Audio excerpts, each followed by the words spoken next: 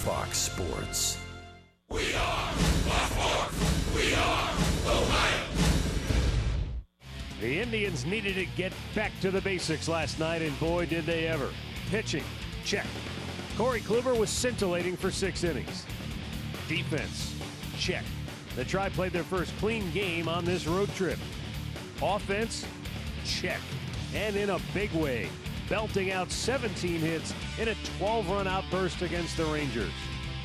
Carlos Carrasco now takes his turn, trying to tame the Texas Boomsticks. Next on Sports Time Ohio.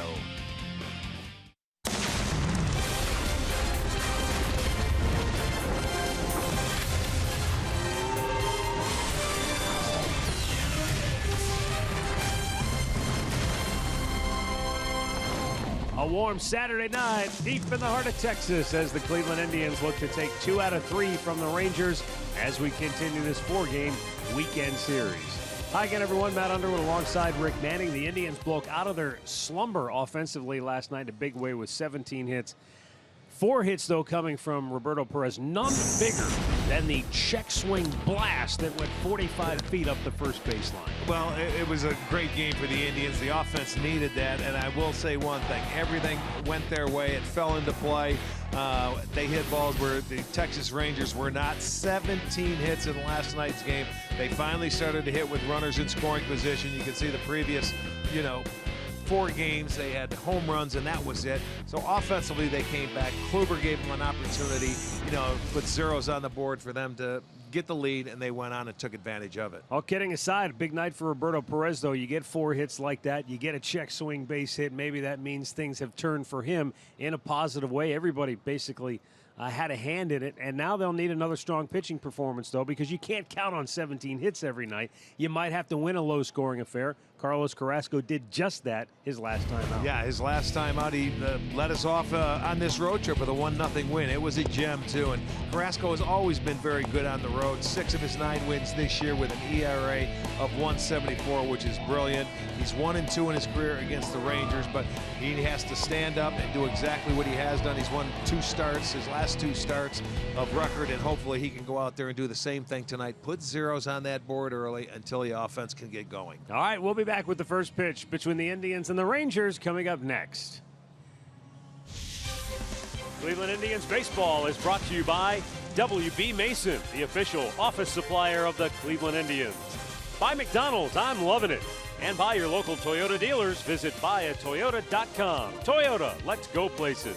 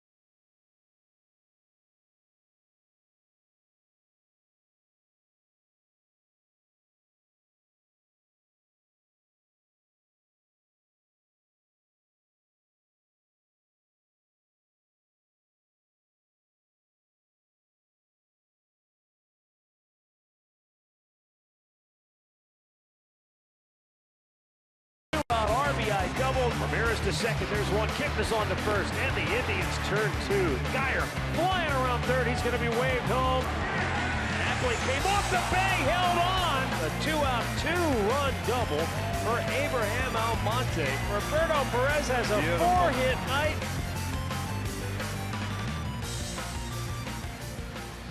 We'll see if the Indians can keep the momentum in Game 3 of this 4-game series here tonight. Before we get underway, let's go downstairs to Andre Knott, who has news on Rangers starting pitcher A.J. Griffin. Well, for A.J. Griffin, this could be the end of the line for him, as basically he knows if this start isn't a good one, he could be out of the rotation. Colby Lewis, who's been on an assignment and is coming back from injury, could be taking his spot if he does not pitch well. Last time out, though, he did go 5 2/3. He says he feels better and he understands the situation, but this will be a pressure-packed start for A.J. Griffin. Well, he knows what it's like to come back from injury. He missed all of 2014 with the Tommy John surgery, missed most of last year as well, so he's still trying to get his way back to where he used to be prior to that elbow reconstruction. The Indians starting lineup that he will face tonight for Terry Francona, brought to you by Progressive. Carlos Santana, who had 4 hits in the first 2 games of this series, leading it off. Then it's Jason Kipnis, followed by Francisco Lindor.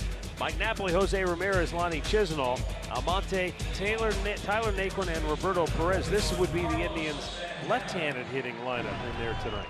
And our Hyundai starting pitcher, A.J. Griffin, who is 5-3 on the year, 468 earned run average, 0-1 in his career against the Indians in 2 career starts. But those came back when he was with the Oakland A's back in 13 was his last start. So it's been a while. As you mentioned, he missed the last 2 years with surgery. So here we go tonight. First pitch, and it's in there for a strike. His August numbers not very pretty, 1-2 with a 675, and the long ball has hurt him. Big curveball, and that's in for a strike. The count quickly 0-2.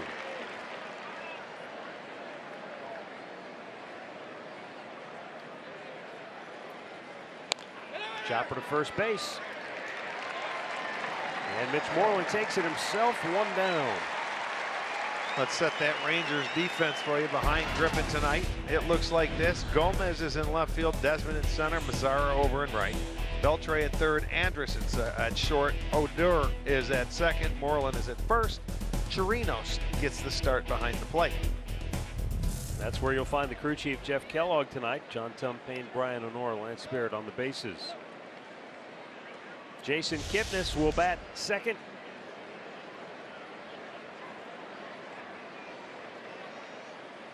And A.J. Griffin down and in with a strike.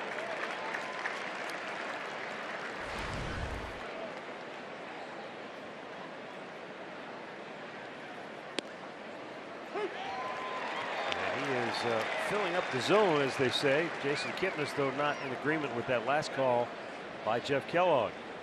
And it's quickly 0-2.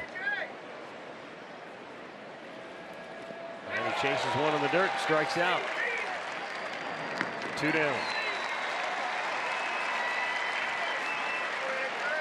This one is just barely over the speed limit. It's usually at about 67 miles per hour, but that one was slow. It was in the dirt, but you get the guy to go chase it. He gets the strikeout, second out of the inning. He's thrown 6 pitches. All of them have been strikes.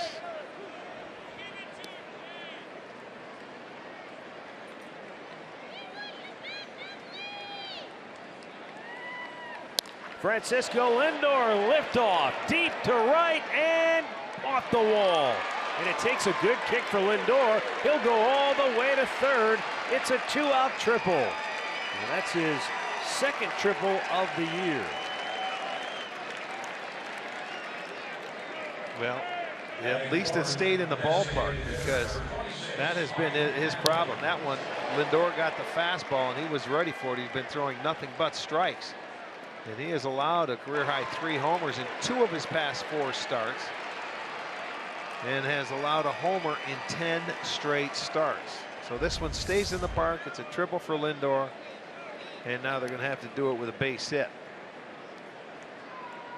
The batter will be Mike Napoli.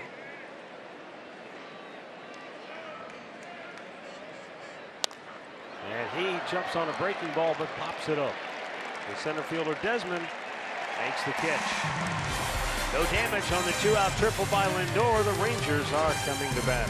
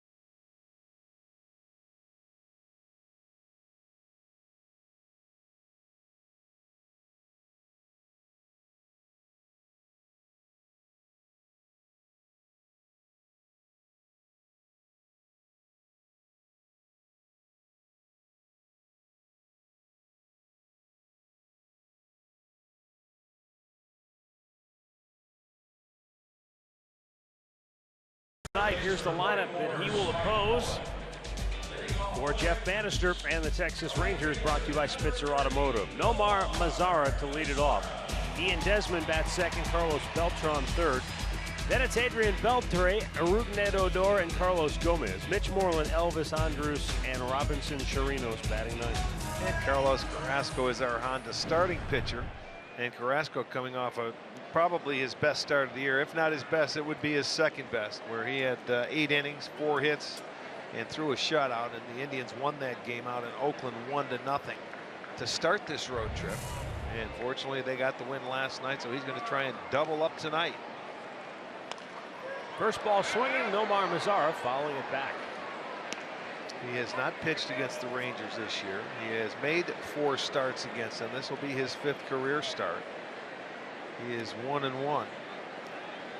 Yes, in starts. 1-2 against the Rangers overall.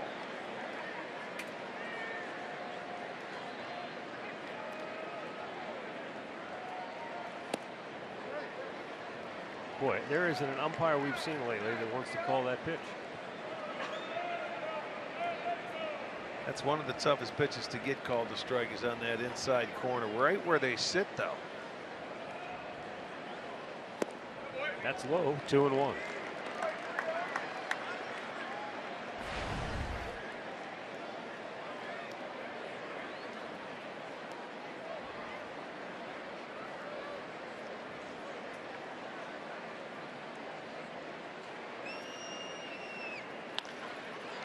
Out of play, 2-2. Carlos Carrasco looking to maintain his road dominance. No pitcher in the majors who has started at least 10 games on the road has a better ERA than Carrasco.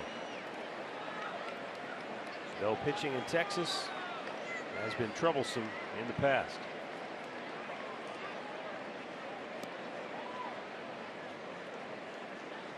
In the dirt, full count. 1 start, 1 relief appearance here. And 6 runs allowed in just 9 innings.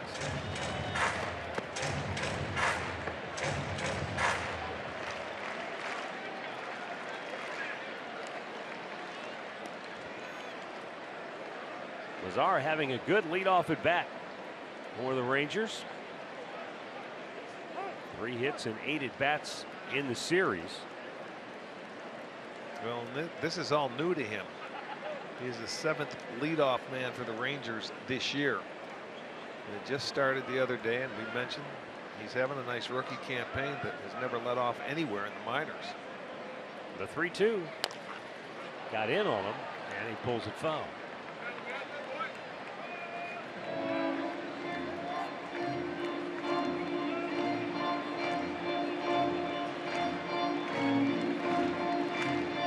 Nomar Mazara was the American League Rookie of the Month in April and in May. And it looked like it was going to be a runaway for him. But then along came Tyler Naquin. Wasn't he the player in May and June? I mean, with June and July? Naquin. Well, then you've got the young man, the pitcher up in Detroit. Palmer. That's just foul over the bag at third. Well, that did not miss by much. How about the rookie with the Yankees now? Gary Sanchez is all of a sudden saying, hey, wait, don't forget about me. And he's been up there for what, about 2 weeks. There's that pitch down the third baseline. As you could see, it was foul, but it was close.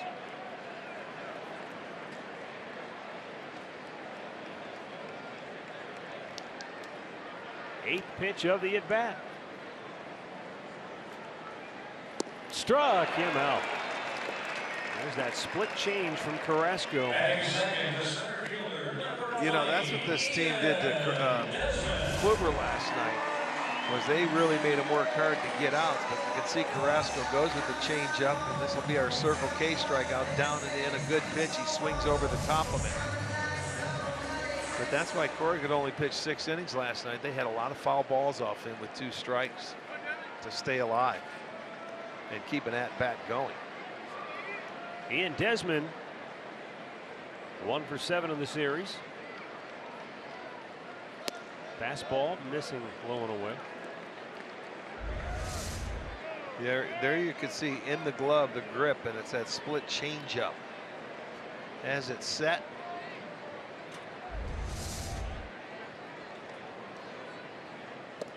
there it is again, but it's 2-0. and he can throw that at different speeds depending on how far he grips his fingers apart on the baseball. The wider they go out on the ball, the slower the ball will be, and possibly the more movement. The closer they are together, the more velocity. And he stays with it, 2-1. Desmond sitting dead red, expecting that fastball, and that thing just came up like a dead fish and dove. And it's all what we call a feel pitch. But he should have a good feel for it in this nice warm weather here in Texas. About 90 degrees at game time.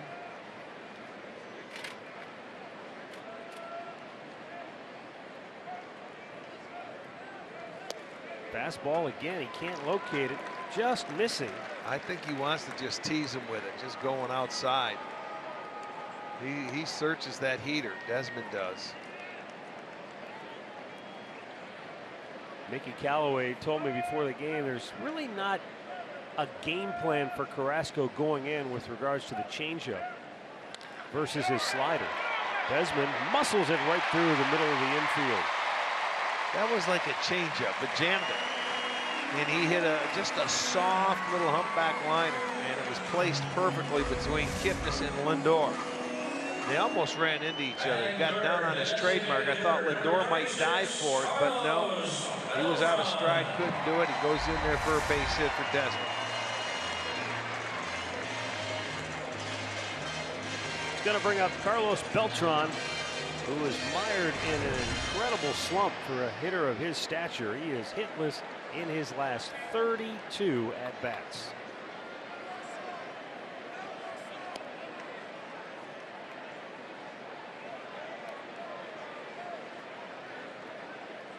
Shift on 3 to the right side of the infield. And call the ball.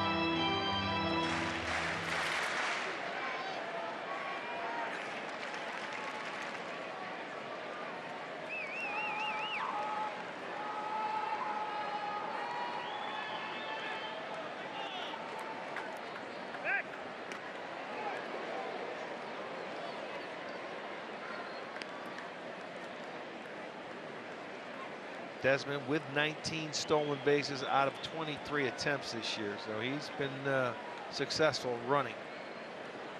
That's why they will pay attention to him.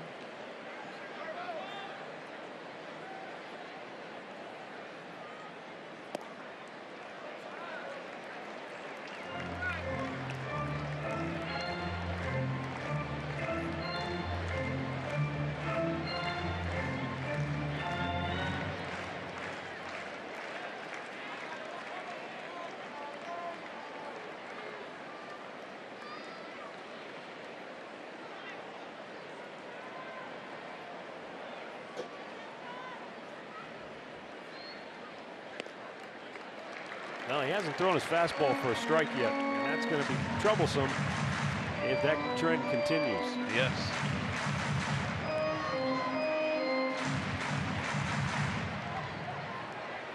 Maybe giving these hitters a little too much credit early, but you have to start and command that fastball early in the game. And then everything else should come into play. Now it's 3-1. Mickey Callaway was telling me that with regards to Carrasco's split change and his slider, he said there's no game plan going in which one he's going to use. It's really what he feels like he can command best. If he feels like the slider's the pitch and he's got a good feel for it early, he'll throw it. He said if he just feels like the changeup's the one that he likes and he's kind of got it working, then he'll ride that to the finish line. He had a very good slider in his last start out in Oakland. That ball was going straight down. He had a really good slider. I thought that was probably his best pitch in that start. But you're right, it'll change. It seemed like he had gone away from it. And well, he never had a feel for it. It wasn't that. It was just that he had the feel for the changeup, and that was the pitch.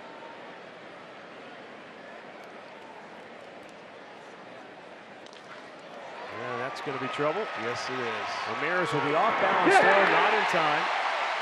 And the Rangers have 2 on with 1 out. Yeah, when you have the shift like that, as a hitter, that's all you have to do is put it in play. They were so far over there, Ramirez was up the middle, and it was just an easy one-hopper. It'll hit the ground again, and by the time Ramirez can get it, you're not going to be able to throw him out at first base. So that'll go as an infield single. So you've got a soft liner up the middle and an infield single. They have 2 on and just the 1 out. And Adrian Beltre coming to the plate. So that snaps an 0 for 32 slump for Carlos Beltran on one of the weakest balls he's probably hit all season long. But sometimes that's all it takes to get a good hitter going. Adrian Beltre has known no such slump of late. In his last 18 games, he has piled up 26 hits. And he has homered in each of the first 2 games of this series.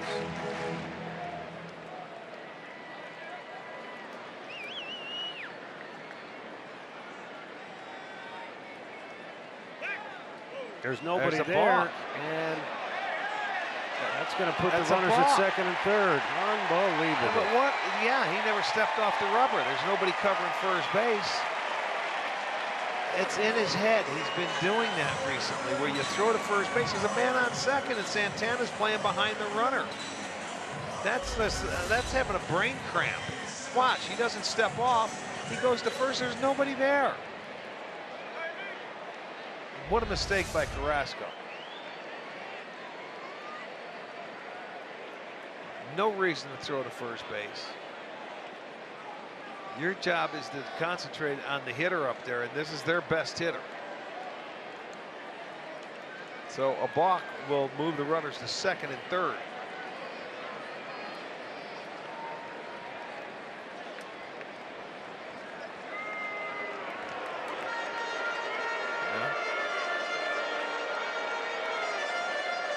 Well, while they're talking, let's set the Tribe defense, which is brought to you by Jeep. It's Almonte, Naquin, and Chisenhall in the outfield. It's Ramirez, Lindor, Kipnis, and Santana on the infield, with Perez catching.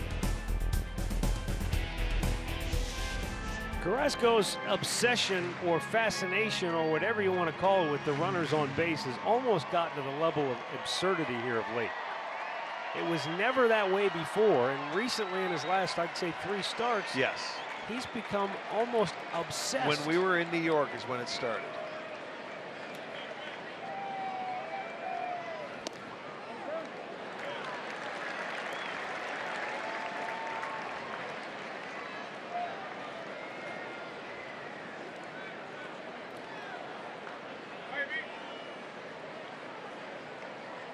It's been about a month. 27th of July was the last time we were told he started this. And hopefully this doesn't cost him much, if anything. Right to Ramirez. He's got him. He dives, and he's called safe. The bases are loaded. Well, awfully close. I thought he had the angle on him where he was not going to be able to, Desmond couldn't get back, but umpire says he got back. Let's take a look at it. He scooped it nicely. Yeah, he got the hand in, no question. So now you have the double play in order after the balk, and another meeting on the mound. Yeah, and somebody better tell him don't throw to first this time.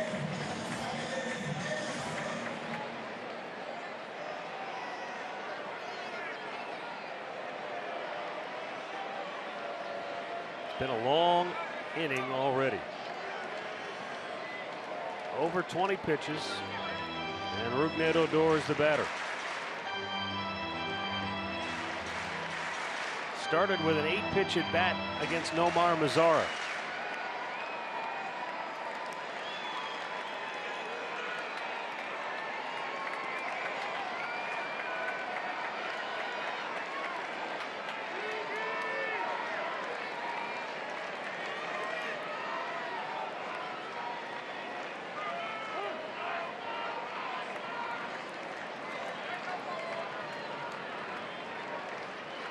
Well, total opposite of the top half of this inning where A.J. Griffin came out and threw nothing but strikes. Carrasco's out here and he's all over the place. Can't command his fastball early.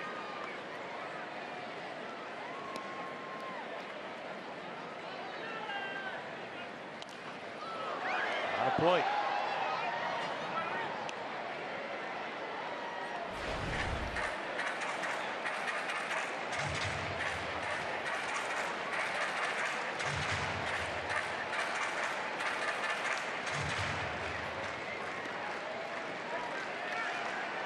The infield, as you see there, no shift on their double play depth. Outfield straight away.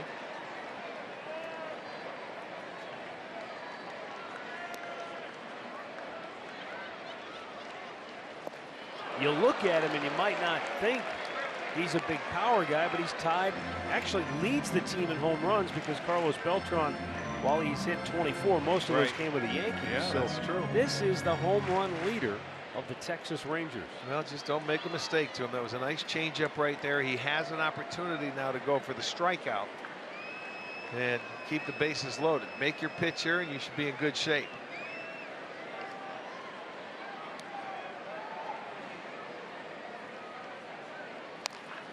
To first base, it eats up Santana. A run is in and nobody out, and the bases are still loaded. 1-0 Texas. Well, did this thing take a bad hop on Santana or what? I want to see it. Because it jumped up and almost got him in the head. Let's take a look at it. Here it comes.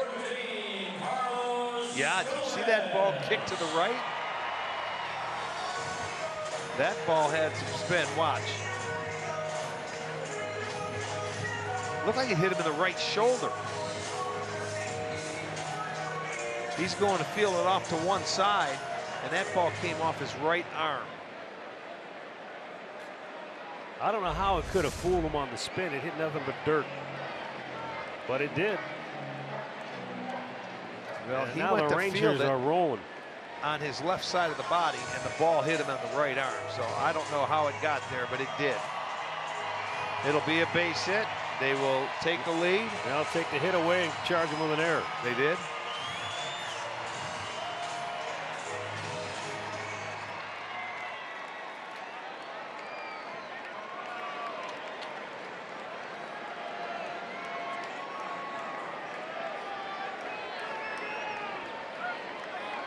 Carlos Gomez.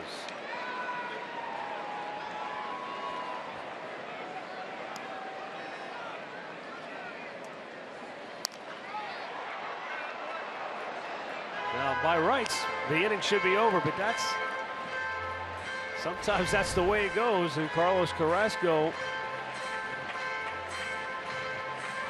is going to have to really pull a rabbit out of the hat with only one out. You give a team extra outs, almost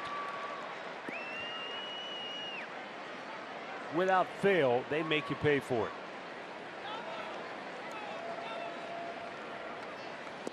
And the Indians have given them 2 extra outs already in this inning. Well, another chance. He has a hitter down, and he has an opportunity to go for a strikeout.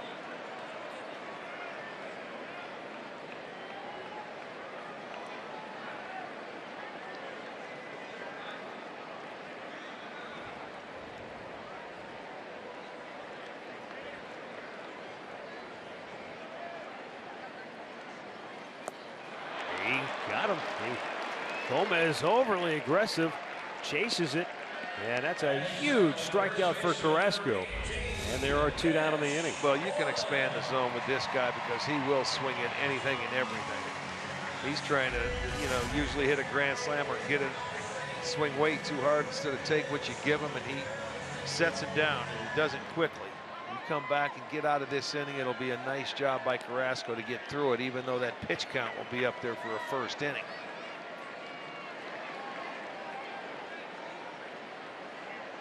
Mitch Moreland has been on a pretty good run offensively.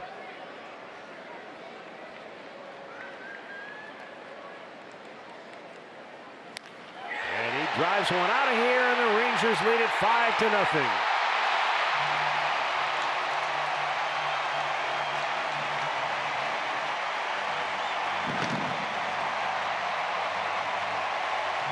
He hung the slider.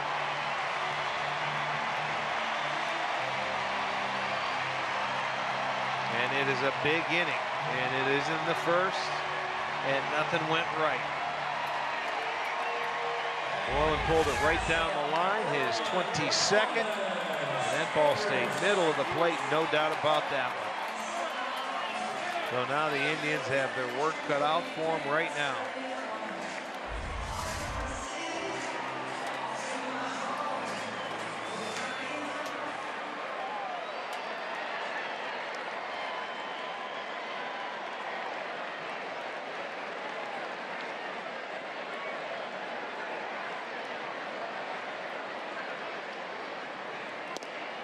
Elvis Andrus last night was held without a hit, and that's noteworthy because he's hit in 52 of the 55 career games he's played against the Indians.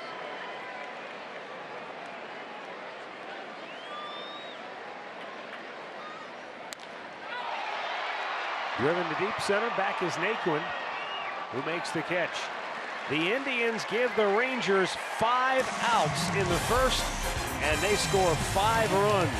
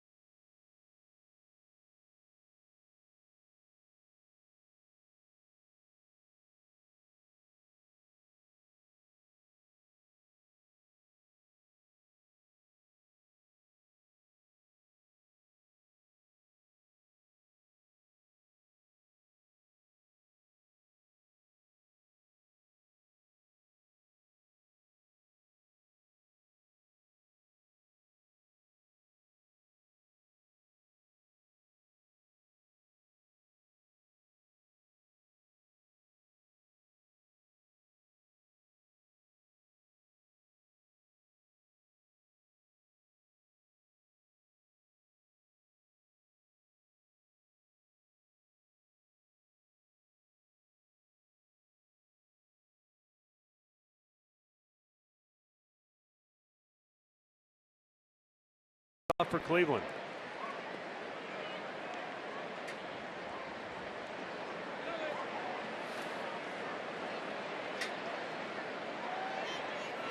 A.J. Griffin. And a first pitch strike.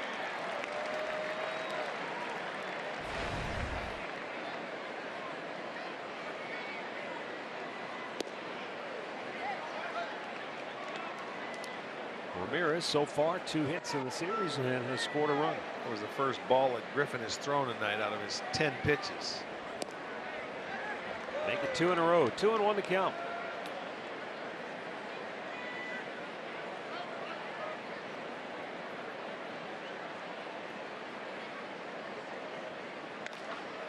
Trying to chop it in the hole. Backhanded by Andrus. The throw. Not in time. Good hustle. Leadoff man aboard here in the second. Good hustle. Andrus made a nice play just to get to it and make it as close as he did. You see him going to his right on the backhand. He has to jump up and make the throw. Can't get a lot on it, and that allows Ramirez to beat it out on a nice pick from Nolan. So there's your leadoff man aboard, and see if you can come back and put something on the board here in the top half of the inning. Joe Whitcraft, fantasy camper. He's sporting the Jose Ramirez headwear. No kidding. He's up from Houston. A lot of Indians fans, either transplants or making their way down for the weekend series.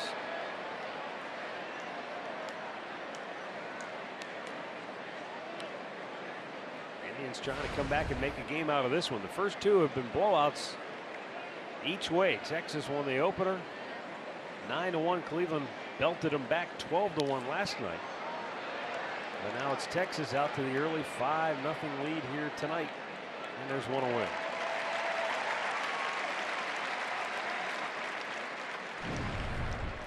The keys to the game brought to you by Wayside Furniture. Batting seventh, left fielder, number 35, Abraham Almonte.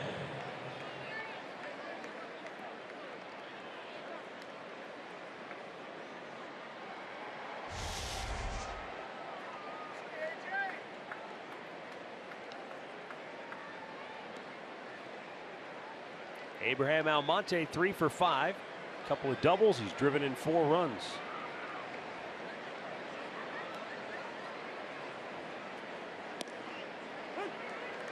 And a breaking ball in for a strike. Yeah, it looked like a little slider or something there. It wasn't a slow curveball.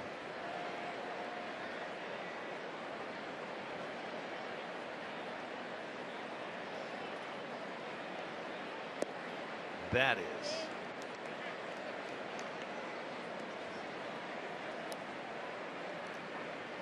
This guy has given up a lot of home runs, so the Indians aren't out of this one. It's a lot of game to play, and especially in this ballpark.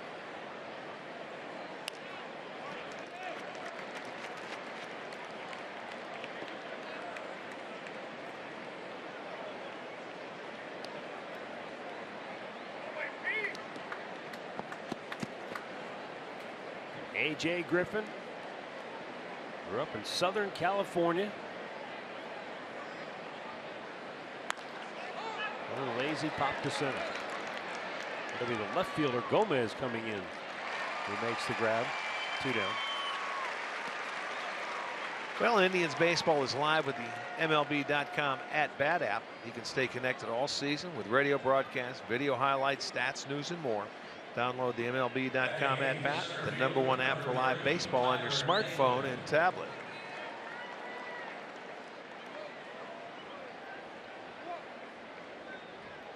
With all the left-handed pitching the Indians have seen lately, haven't seen a whole lot of Tyler Naquin. This is only his 10th at bat on the road trip.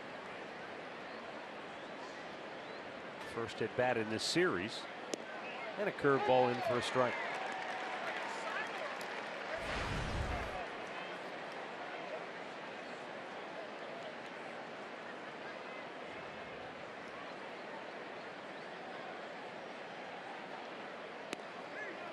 Snap throw, but Ramirez was standing on the bag. Chirinos behind the plate tonight. He has caught 7 games for Griffin this year. And with all the catchers that they've used with him, he has the best ERA, coming in at about a 4.1.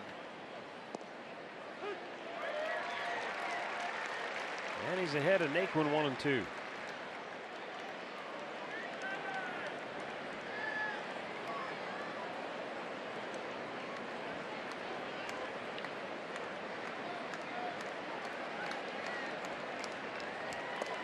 Hit him. Hit him in the foot. Naquin never budged. He didn't have to.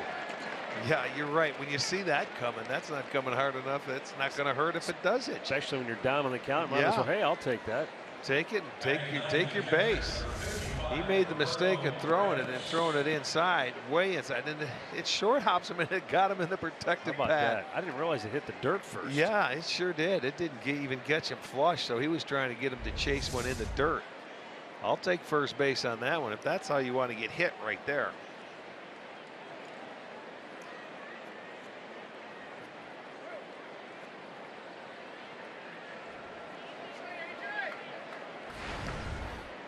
Roberto Perez coming off a 4-hit night.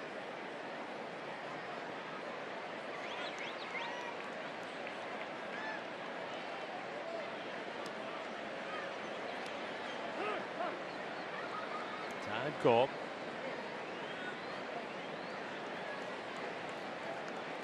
Last night, Roberto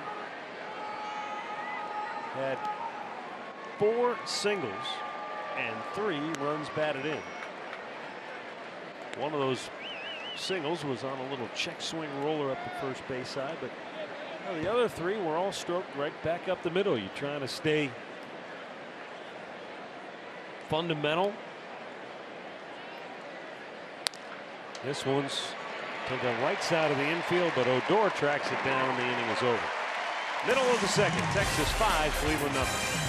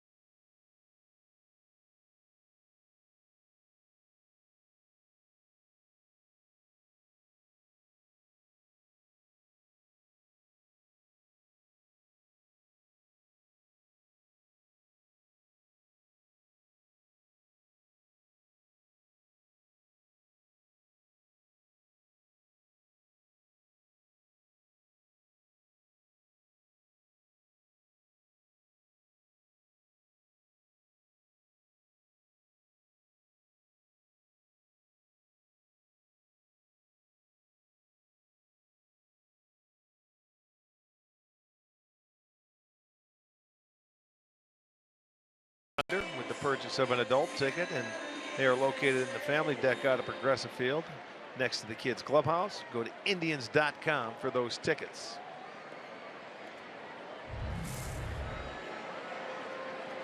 Robinson Chirinos to lead off for Texas here in inning number 2. Last 15 games he has 4 hits. And he watches a ball hit the dirt.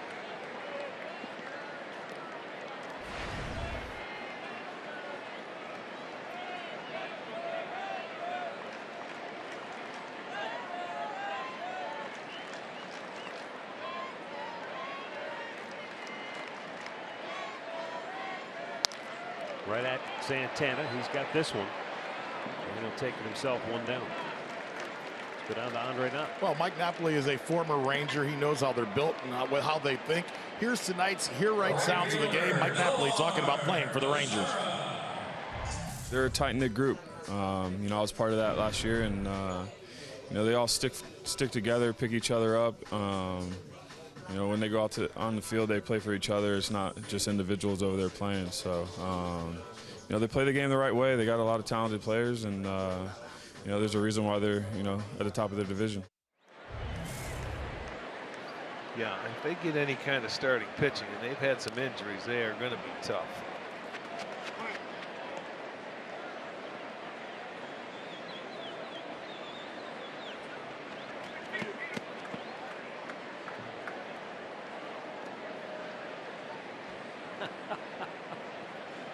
That is a good one. Nomar Mazara struck out, but it was a heck of an at bat his first time up.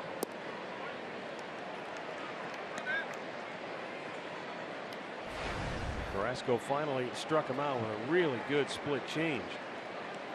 But it was almost as if the tone of the inning was set by the number of pitches it took to record the out 8. And then the Indians made some poor decisions and plays defensively to help extend the inning. And that usually leads to trouble, and it certainly did here tonight. Yeah, anytime the mistakes are out there, you don't want to give a good offense, any offense for that matter, extra base runners or extra outs. We weren't able to really kind of break it down and analyze it because it was in the middle of the inning, but the play by Jose Ramirez, I recognize the hustle, but is that the right play in that situation? You got to get an out. You got to look him back you and look go to him back first. and throw to absolutely. Yeah, unless if you go at him, you got to get him. And everything snowballed from that play. And I thought when he was going to go at him that he had an angle to get him. I really did, from my angle up here. But obviously, he was able to get back. That can't happen. You have to get an out on that play. And you could have looked him back, and that was a big play. Beltre, who hit the ball, that would have given you the second out. Look at it from high above. There's the angle. He was thinking Desmond. He kept his distance, and he was waiting for him to go to first base. But he was smart enough where he never ventured down the line like he was going home. You look him back, throw to first. It should have been the play. Yes.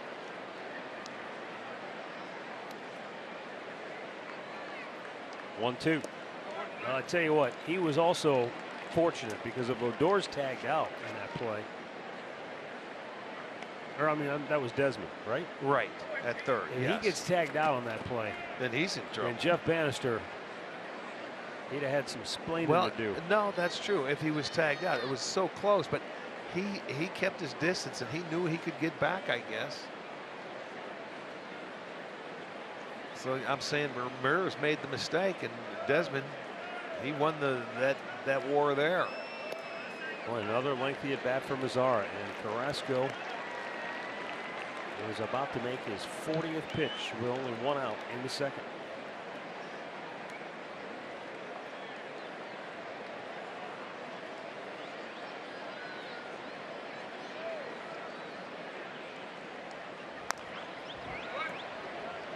There you go, foul ball after foul ball. They did that a lot last night.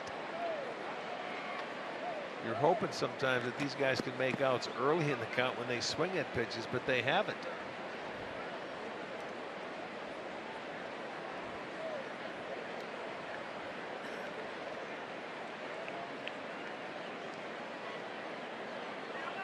But another game here where the Indians are down 5-0 early. Right back up the middle, and a base hit for Mazara.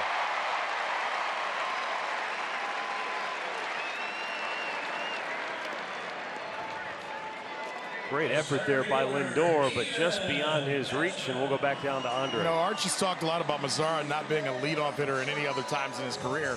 But the at-bats we've seen so far this weekend seems a lot like Carlos Santana. Gets deep in the count, fouls a lot of pitches off. Maybe that's why.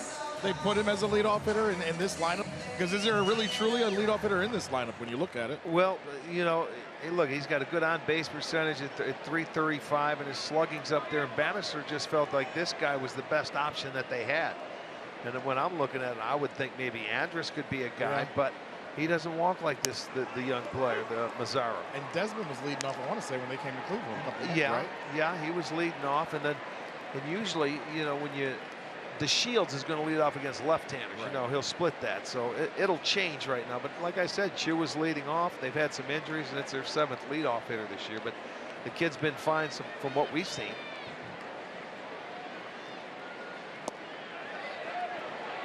He went around, says first base umpire John Tumpane.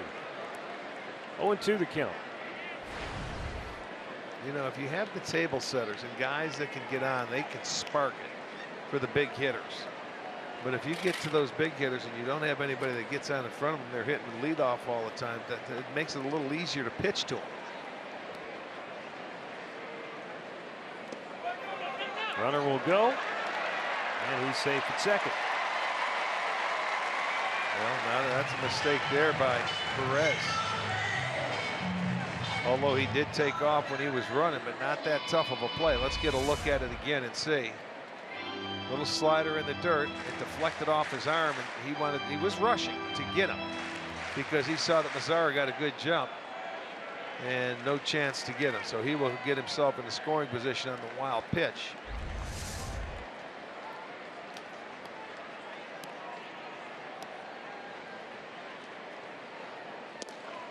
And Desmond strikes out. 2 down. The designated hitter, Carlos Beltran. Third strikeout for Carrasco. Carlos Beltran to the plate.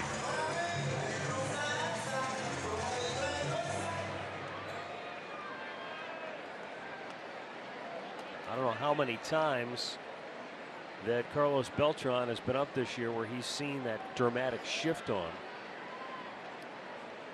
Well, you notice they're not playing it now. Well, they can with a runner at second. I don't know how many times he's gone where he's tried to just tap one the other way to beat the shift.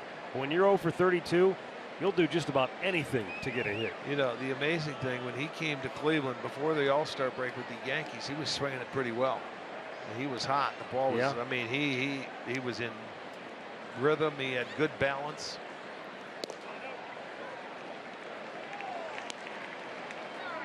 Tuno.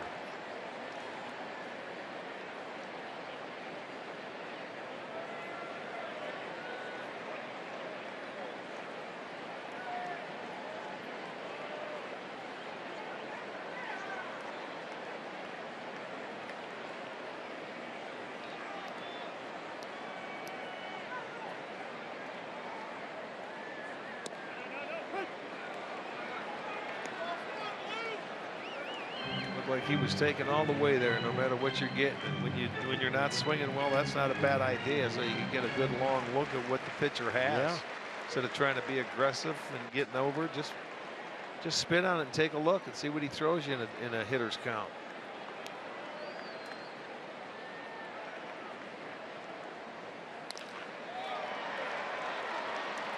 Well, Beltran will ground out. That'll end the inning.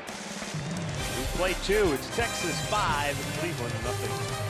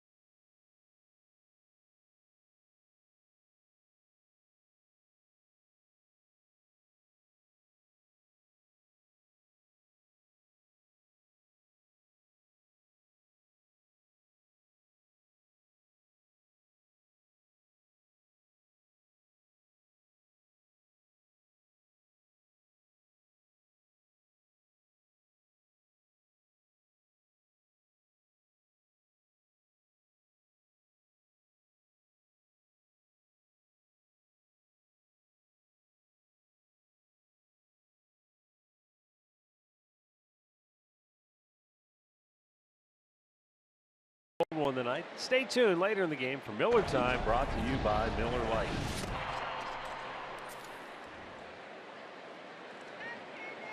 Third inning. Top of the order for Cleveland.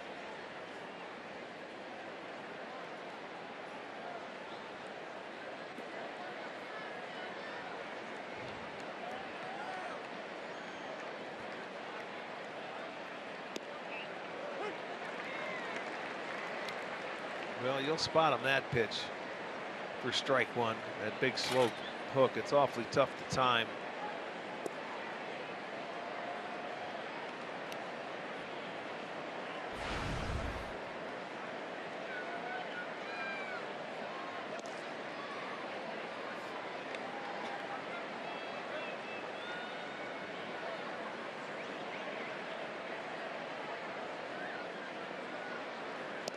Swung out and missed. It's 2-2. That was a changeup right there. That's probably his fourth best pitch, I would think. But you can see that little movement away. It's way off the plate. But he was able to get Santana to chase it. Chased that one, but got a piece of it.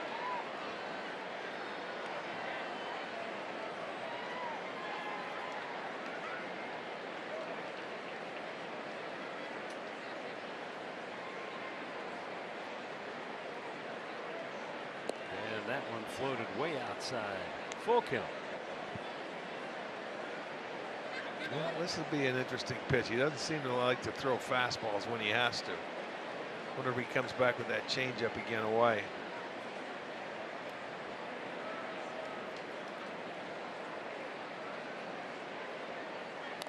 Yes. This is a guy that, you know, you think he's going to give in to you and maybe throw you a fastball, but he never seems to.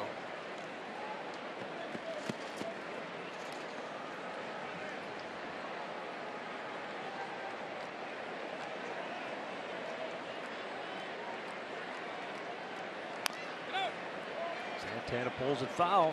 He's hanging in there, but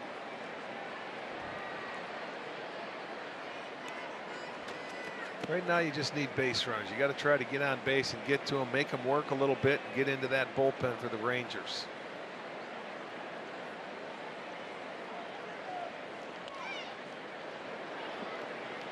Three straight foul balls for Carlos.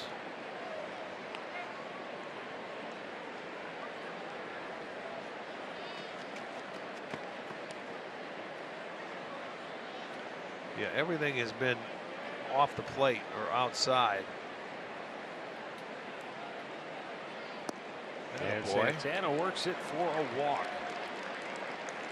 See, he never wanted to throw a fastball in that count. So if you're a hitter and you're sitting there watching it, when you get into fastball counts, 2-1, 3-1, you can pretty much bet you're going to see something off speed. So what you do as a hitter, and he's been through the lineup one time, you don't have to worry about his fastball. You foul it off if he throws it and you're tardy on it. 10 pitch at bat for Santana. Now Kipnis looks at ball one. Earlier in his career, A.J. Griffin complained that people said he was vanilla. He said, I just try to mix it up and keep hitters off balance. And that's exactly what he's done so far here tonight. You know, if you're a hitter and you're thinking off speed, and, you know, hitters nowadays don't move in the batter's box like they used to. You could move up in the batter's box and look all off speed and just foul off his fastball if need be, because he's not going to throw it by you. It's almost like you're challenging him to throw it. There you go. But you see how they're still out in front. You think they put a good swing on it. That thing is so slow. It's like hitting it's like playing softball. What would a catcher do if he saw you up in the box trying to make that adjustment? Well, what would a catcher do to he may force him to throw more fastballs, is what I'm saying. You may force him to go against his strength. His strength is his off-speed pitch, so try and take some of that strength away and force him to do something he's not normally used to. The catchers watch where the hitters stand. They watch everything about it. They know exactly that's what they're taught to do. So that's, as a hitter, you want to force that guy to change his game plan. Kipnis shooting it the other way, but foul. And to me, that would be the way to face it. Try and hit everything the opposite field and don't try and pull them.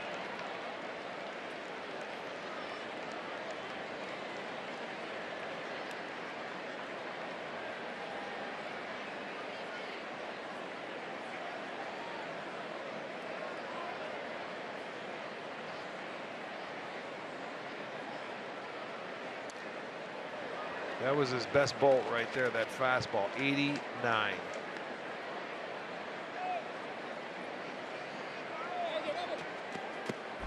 And he elevates that high heater too. You see that was out of the strike zone.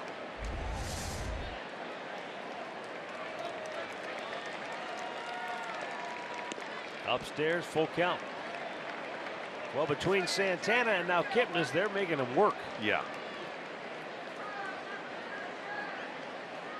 Well, second time through the lineup, that's what you want to do. You have an idea, you watch him from the dugout and watch what he throws in certain counts to hitters.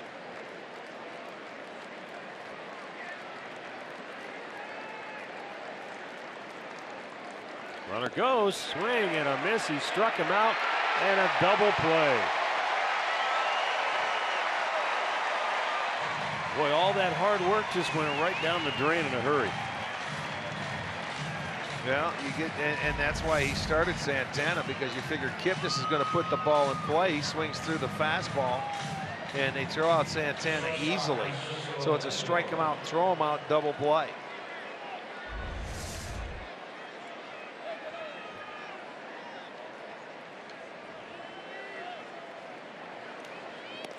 Yeah, there was really not much Santana could do there. It's not like he was really No. trying to steal that No, base. you're running. You're running on the pitch, you know, so you're banking that Kip is going to put it in play. And I would do it all day long. Even though you're down, you're trying to make something happen. Boy, he got his fastball too. Yeah.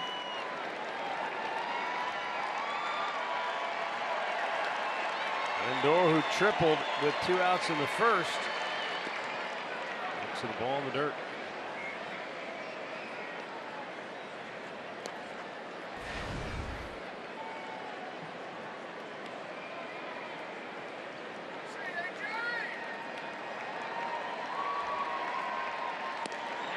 How do you like them apples?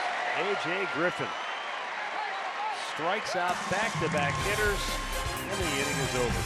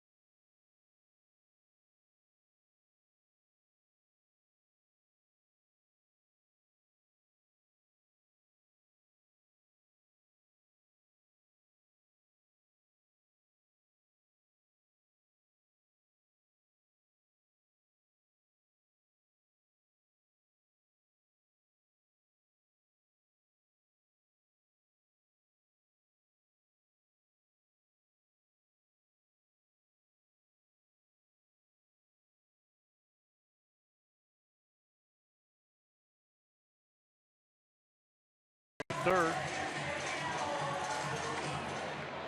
Adrian Beltre will lead it off.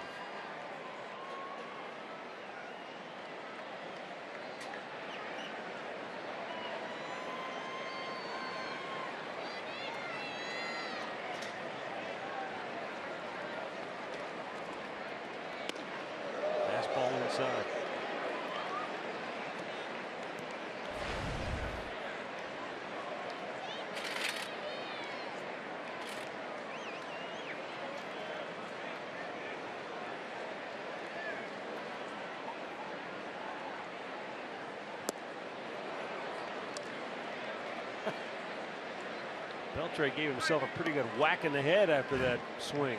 Yeah, he's pretty animated in the batter's box. He knew he chased the pitch. He should have laid off. Look at him, he's very close tonight.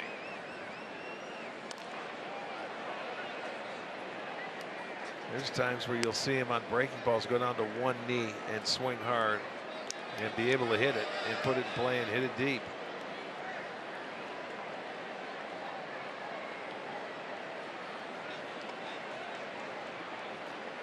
But Carrasco made the pitch on him. He got him to ground ball to third base. That's where the problem started back in the first inning. Yeah, a ground ball to third again. This time Ramirez throws him out. One down. Time for an in-game update. Here's Al Pulaski. Second baseman, Rougned Odor.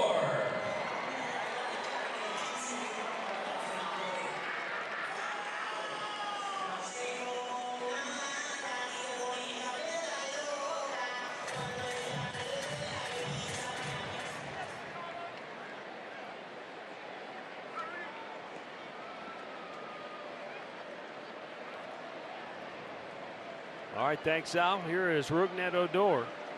It was his ground ball that Santana muffed in the first.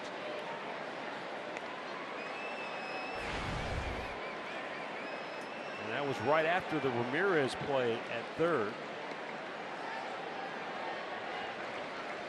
So those were costly. Back-to-back defensive miscues.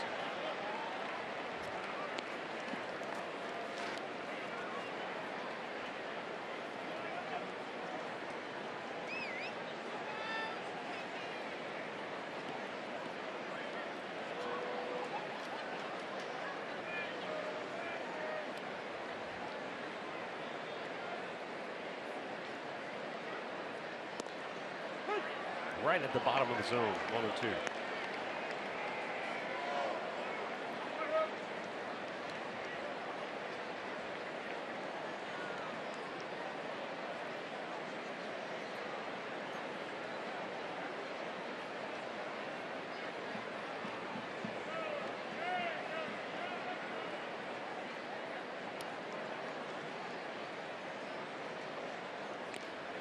And a foul right back.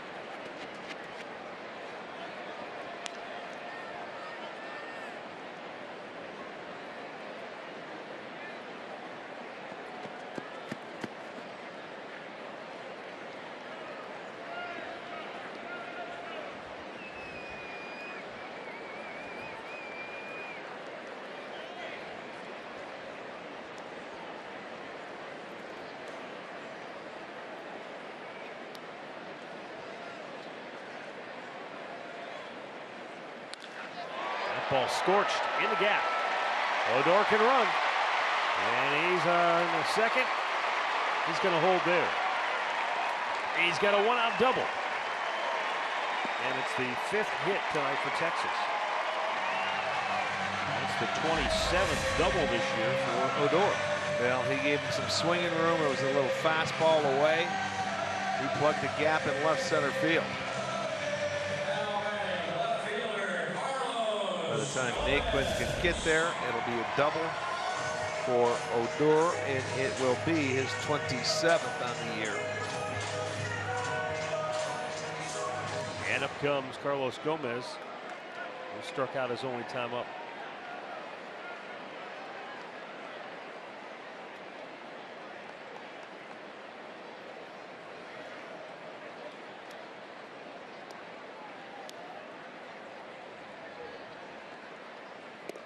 Even though the Rangers have jumped out to the early lead here since Terry Francona took over as manager in Cleveland, this has been a good place for the Indians. They've won 8 out of the last 12 here in Arlington, primarily because they've been able to score a bunch of runs, averaging better than 6, almost 6.5 runs a game. I look at it, when you come into this ballpark, you're thinking you have to score 5.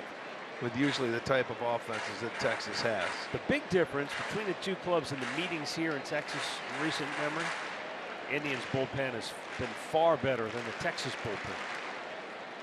And they should be too, if they can get into it. You know, but here's the key. You've got to get into it. They weren't able to do it really on the first night of the series. They did last night. You can see what happened. But right now, imperative for Carrasco to keep it. You can't afford to give them any more runs. 5 is a big hole to climb out of, but they can do it. So you just got to keep putting zeros up there now. And, you know, the way the pitch count's going for him, these guys keep fouling off pitches. It may be a short night for him. 61 total now. Tied him up with a good fastball. It's 2-2. See, the harder he swings, the better you like it. He hit a home run in his first at-bat with the Rangers, and he'll keep swinging that way. That's what you want him to do. Sometimes when hitters hit a home run, it gets them going. Other times it gets certain hitters. They try to hit home runs that aren't, you know, really home run hitters. Got him again. 2 at-bats for Gomez. And, oh, I thought that was strike 3.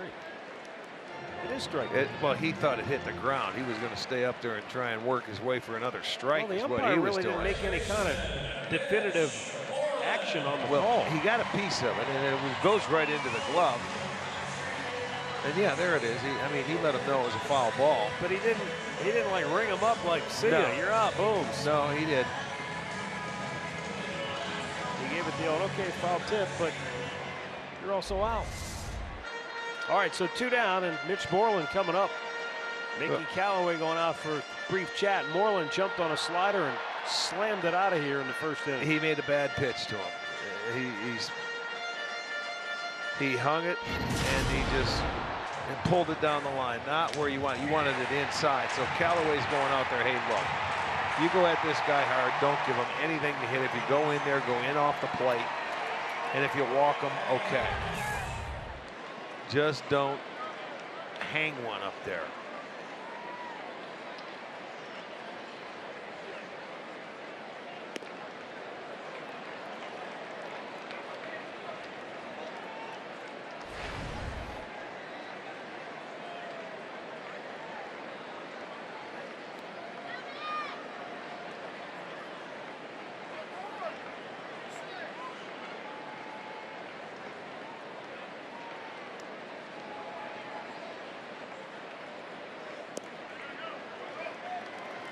Yeah, he'll end up walking him unless he makes perfect pitches the rest of the way.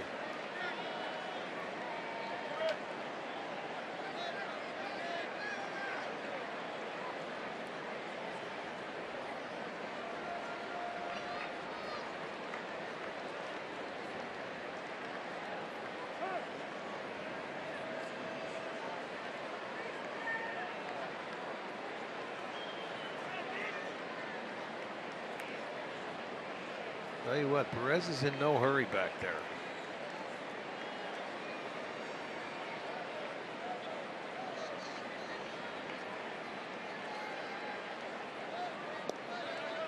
Moreno.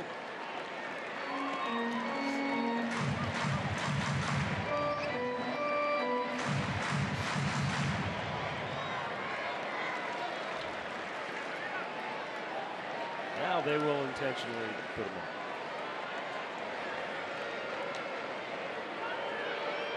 They'll bring up Elvis Andrus, who fly to center to end the first inning.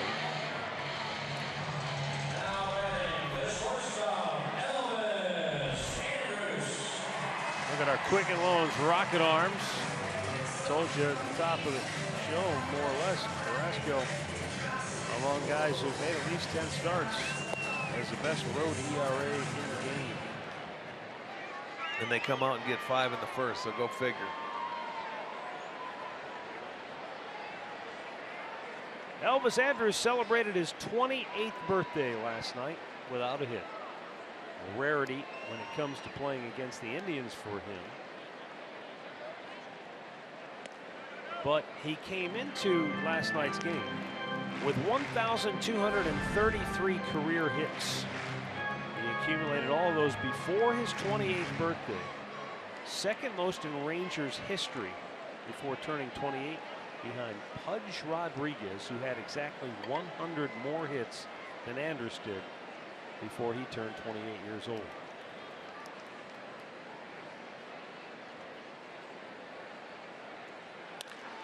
And he strokes one to left. And that's going to go to the corner. One run will score as Odor comes home. Moreland right on his heels scores as well. It's a 2-out, 2-run double for Elvis Andrus, and it's 7-0 Texas.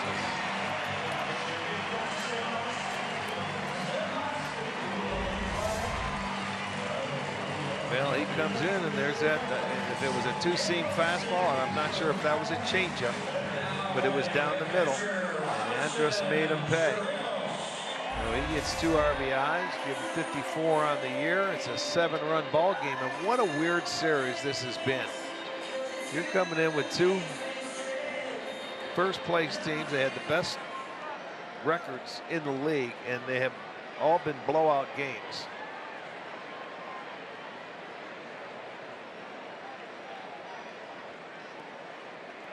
Carrasco is about to make his 70th pitch.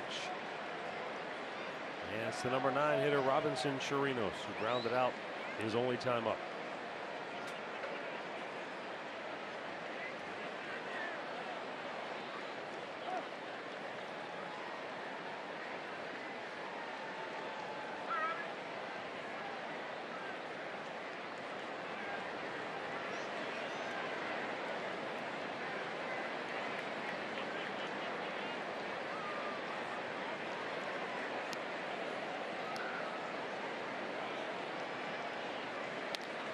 Got in on him, popped him up, back out of play.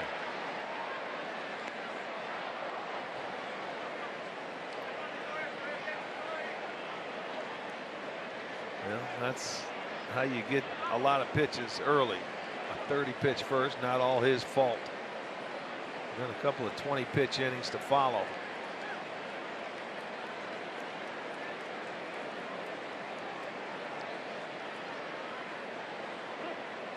He hasn't been good tonight, but it's also one of those games you'll hear us say sometimes on a great defensive play, boy, if that guy doesn't make that play, then who knows what might have happened. Well, tonight you saw what happened when a defensive play wasn't made, and it wasn't pretty.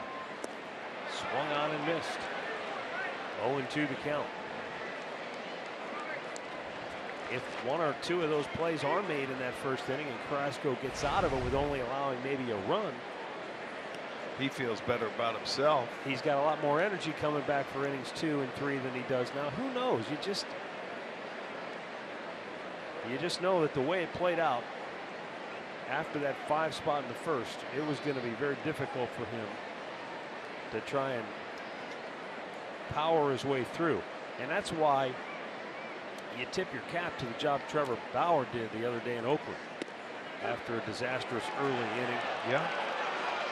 He hung around and saved the bullpen on that day. Don't know that Carrasco is going to be able to do that tonight. It's Texas 7, Cleveland nothing.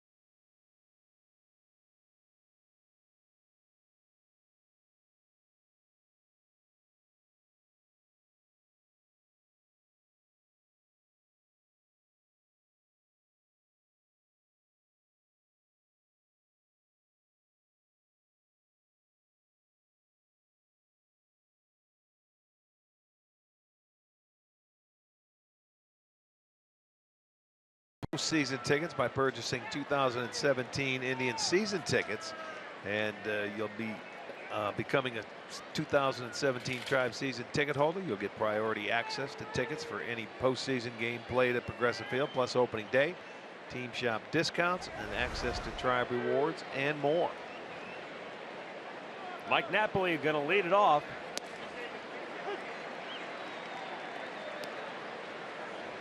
Napoli fly to center. His only time up. Ball goes to the backstop.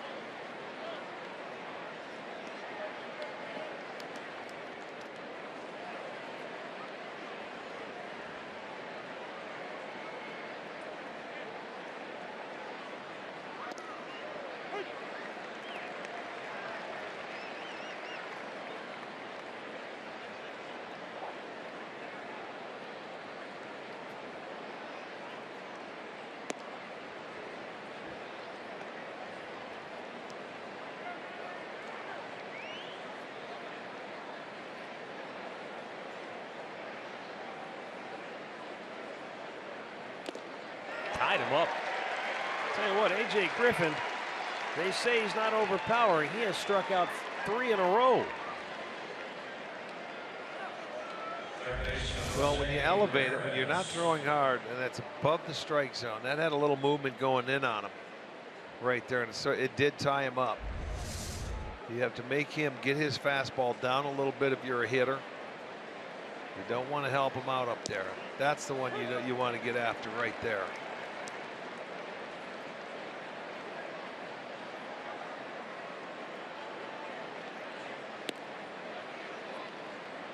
Jose Ramirez started the second inning with an infield single.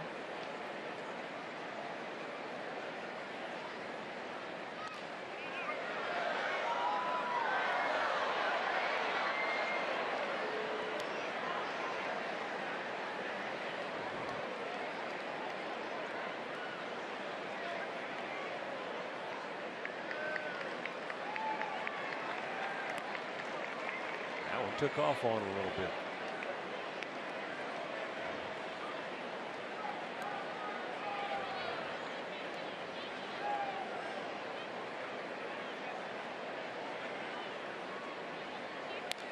There's a line drive base hit into right field, and Jose Ramirez is 2 for 2 tonight. Yeah, he stayed back about as long as you could possibly stay back, and that breaking ball was upstairs. So he hit a line drive. Watch him. He put that foot down and just held it there for a minute. Double clutched almost. But that ball was high enough where he put a nice swing on it and gets his second hit.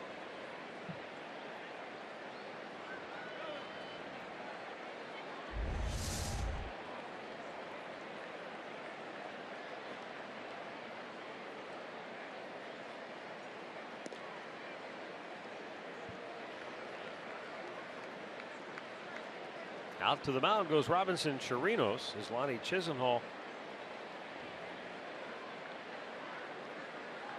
awaits the pitch. He's trying to do a little damage here, get the Indians going offensively. Popped up to center field in the second, but this has been a good place for him to hit. Well, he had the game of his life here.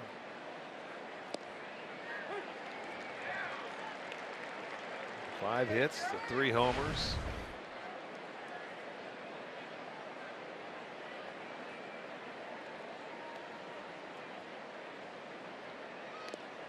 And he swings and fouls it into the glove.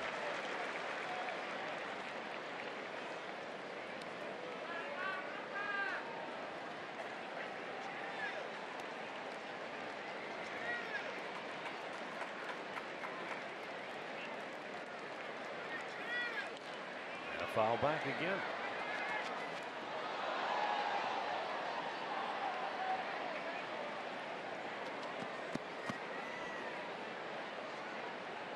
Got himself a souvenir. Yeah, he said it's a little dirty because it hit the railing up there. Got a little scuff mark on it. I don't want this one. It's all dirty. You take it.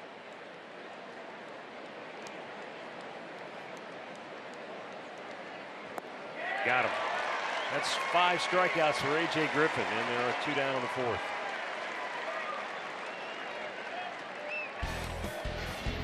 Injury Report brought to you by the attorneys at Elk and Elk. Jake Peavy trying to hang on, but Father Time is against him.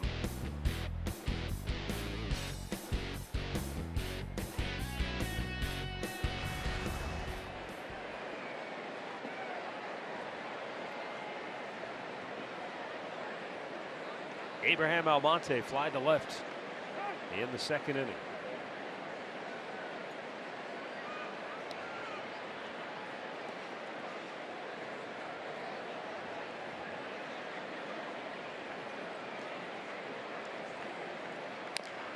And he pulls it foul by Sandy Alomar down the right side.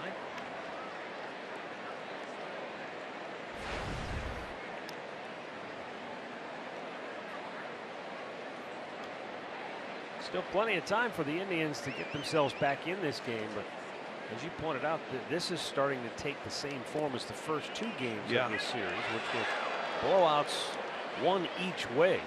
You know, you go back to the series at home between Cleveland and Toronto, first place clubs in the East and in the Central. All three games were great, really close, one-run ball games, right down to the wire.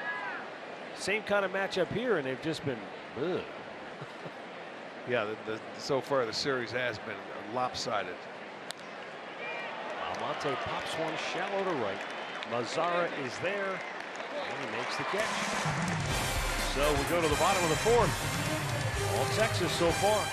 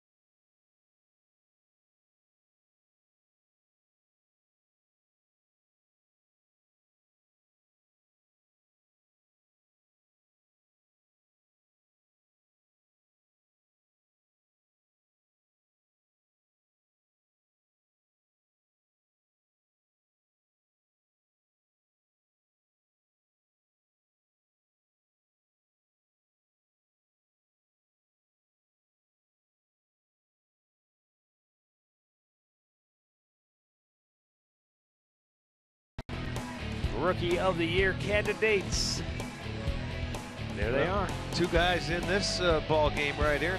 Mazzara coming to the plate. Of course, Tyler Naquin's right there.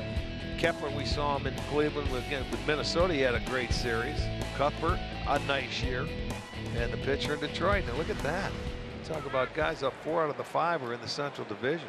That's going to be a really tough decision. I know it is. There's some, and you got this kid that's having that's in another world Gary in New York. Sanchez, yeah. I don't know. Has he have enough time?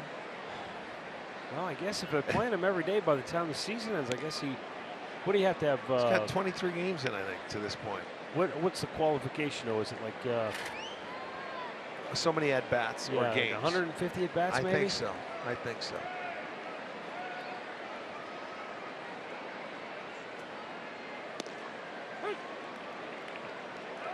Nomar Mazzara has struck out and he has singled.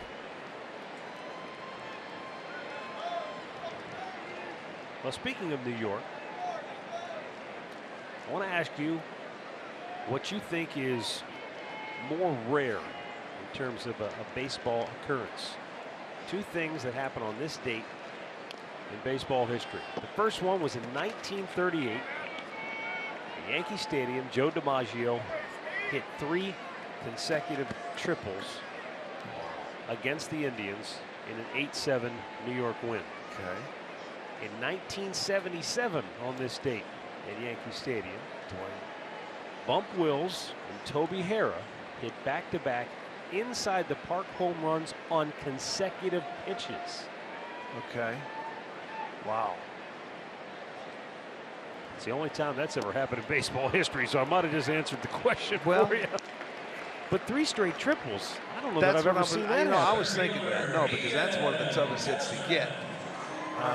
That's a really good question. And I realize in old Yankee Stadium when the monuments But it wasn't were in old play. in 77. No, 38. Oh, in 38. When yeah. DiMaggio okay. had 3 yeah, triples. Okay. Yes, okay. Let's Yeah. put that. All right, I got you. I thought you were saying the back-to-back home runs came in the old Yankee Stadium. No, that was in the newer one, yeah. Which is, again, I don't even know how that was quite possible. Although, Okay, you answered the question right there. yeah, that's never happened on back-to-back pitches, which I guess makes it. Maybe that is what makes it. You know, they're a rare occurrence inside the park home runs, and especially now that the ballparks are smaller than what they were back in the day. To do it on 2 pitches, that's something special. But so is 3 triples. 3 straight triples. I mean, we're lucky if we see. Although Tyler Naquin earlier this year was on a triple binge there for a while. Yeah, but not 3 in 1 game. No.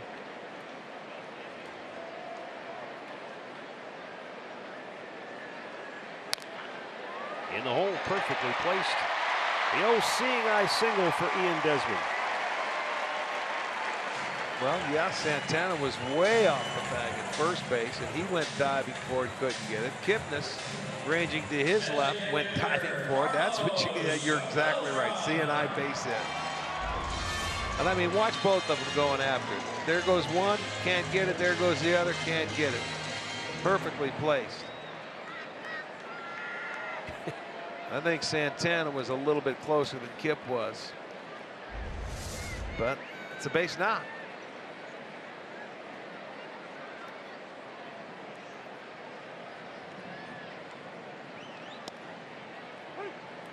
Carlos Beltran.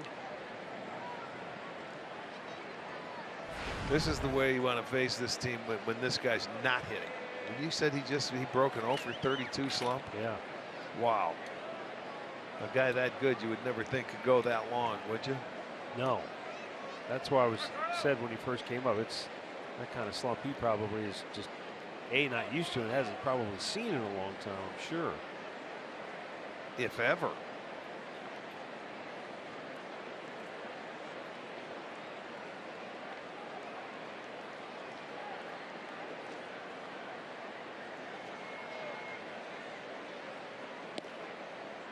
Up and away. 1 ball, 1 strike.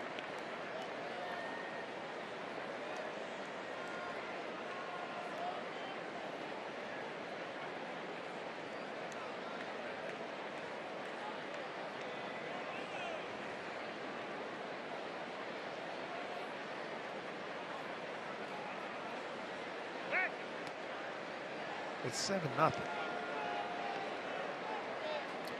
right. I don't know what he's thinking about out there. He already had a balk in the first inning trying to throw to first base when you had runners at first and second. I don't think he's going anywhere.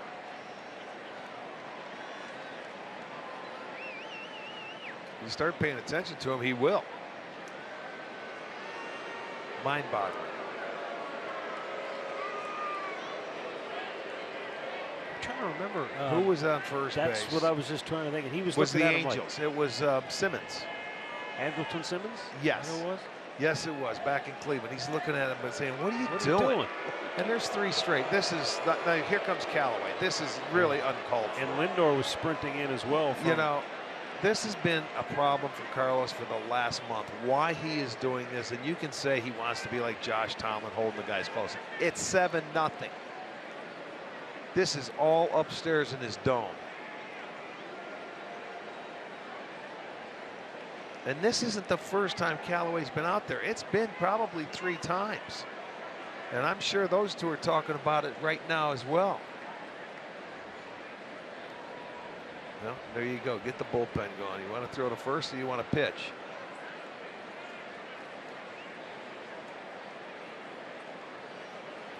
Remember when it? Well, he's saying, all right, what did he say? Oh, Arch, I'm trying to remember if it was that game in New York or if it was the start in Cleveland. I mean, they were almost laughing in the dugout. They were looking at each other. Remember, Josh Tomlin was in on the conversation, and they were like, "What is going on?" Yeah. Well, now it's not funny anymore. That's why I said earlier, it's gotten beyond absurd. Yeah. I think that when Tomlin was laughing, it was back in Cleveland. And it was Tomlin who ended up speaking to him after he came in after the inning.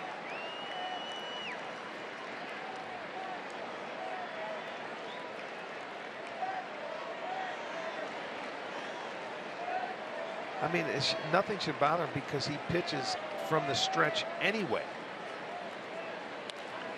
Popped him up. This might be playable if Ramirez can get there. Long run over. He's called off, and Almonte doesn't make the catch. And it's a fair ball. And there are two on now as Desmond stops at second base. Communication breakdown.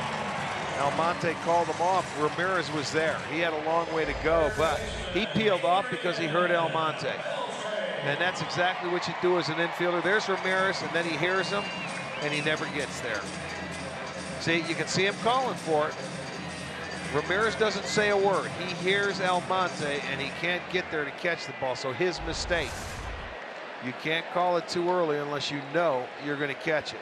It'll go as a base hit. Should have been, should have been caught.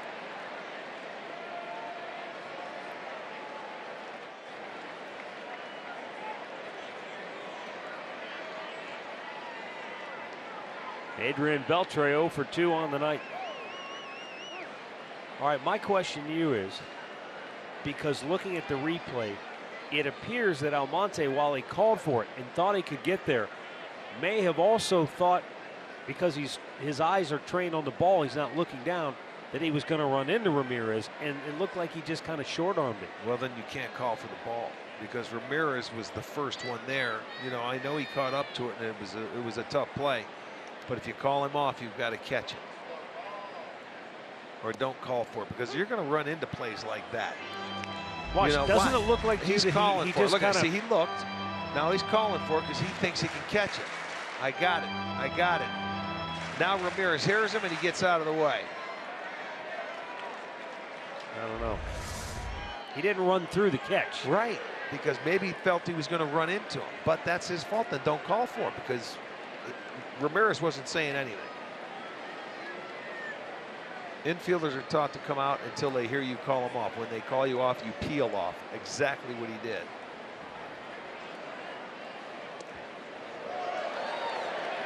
Beltre straightened up. Sometimes, and they had a long run. I'm not saying it was an easy play, mind you. It's not an easy play for either one of those guys. But what you do, you talk about it, you iron it out. I think Ramirez was there to catch it because he has tremendous range from that third base position. He's like a shortstop.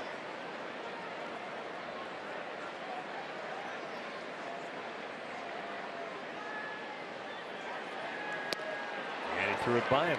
Look at it. If you're going to have bad games, you might as well have them all at once. And they're doing a pretty good job tonight, packing it into one game. And we're now only halfway through it. And get it out of your system, and you come back tomorrow and play well. But it has been an ugly game tonight.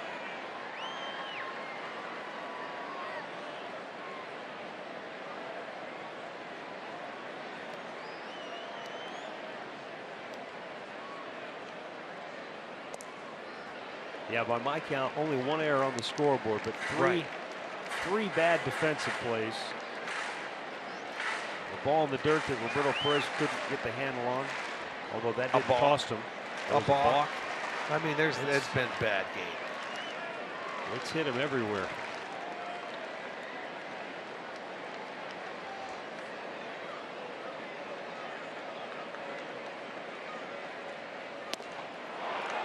Carrasco rears back and chucks it by him. That's 7. Let's see, this is the other confounding part of this game. That's now 7 strikeouts for Carrasco. Well, he went right at him with the heater. He has 2 strikeouts in all but 1 inning so far tonight.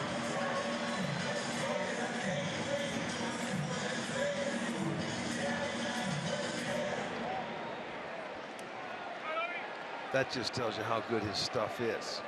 But The 2-out grand slam and the 2-out 2-run double.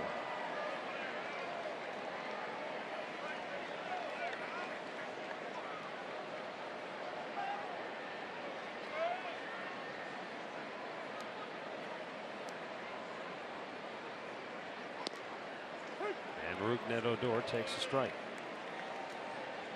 Mentioned before, you look at Odor and he doesn't maybe profile as the classic middle of the order hitter at 5'11" and under 200 pounds, but he leads this team in homers, 24. Doubles, 26. He's got 4 triples, so there's 30. There's 54 extra base hits. 27 now. They double in the third Oh, that's inning. right. Yeah. 20. That's right.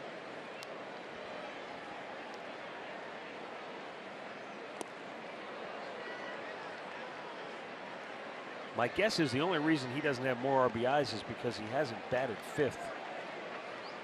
Probably A down the ton. lineup earlier Yeah. in the year. I think you're right. You got to work your way into that spot on a team like this. But he's there. Let's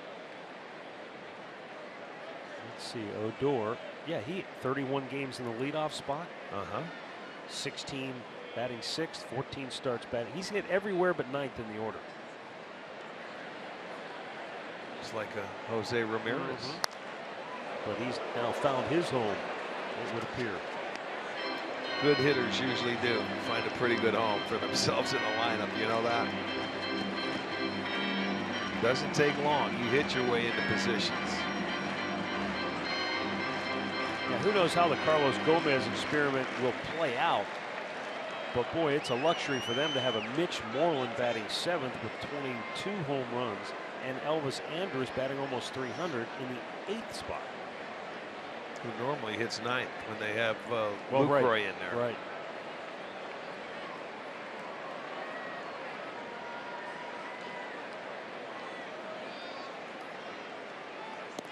Way outside 2-2.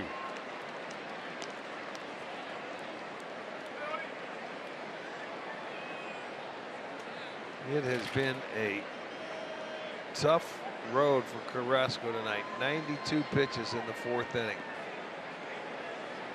That game he pitched, he had 99 pitches out in Oakland to start this road trip off, and he pitched 8 innings.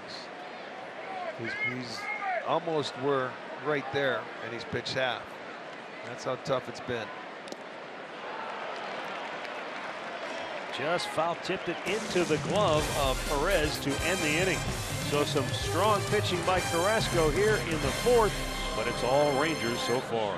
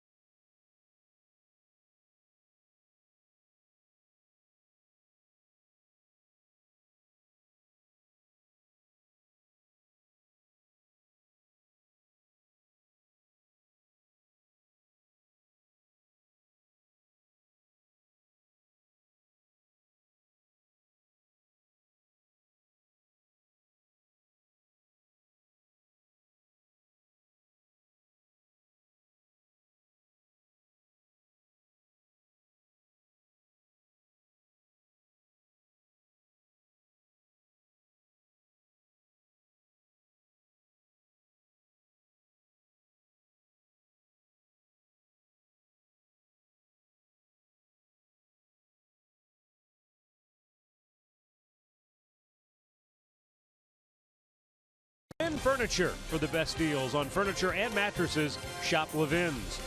By your Northern Ohio Honda dealers. And by the Cleveland Clinic. Access anytime, anywhere.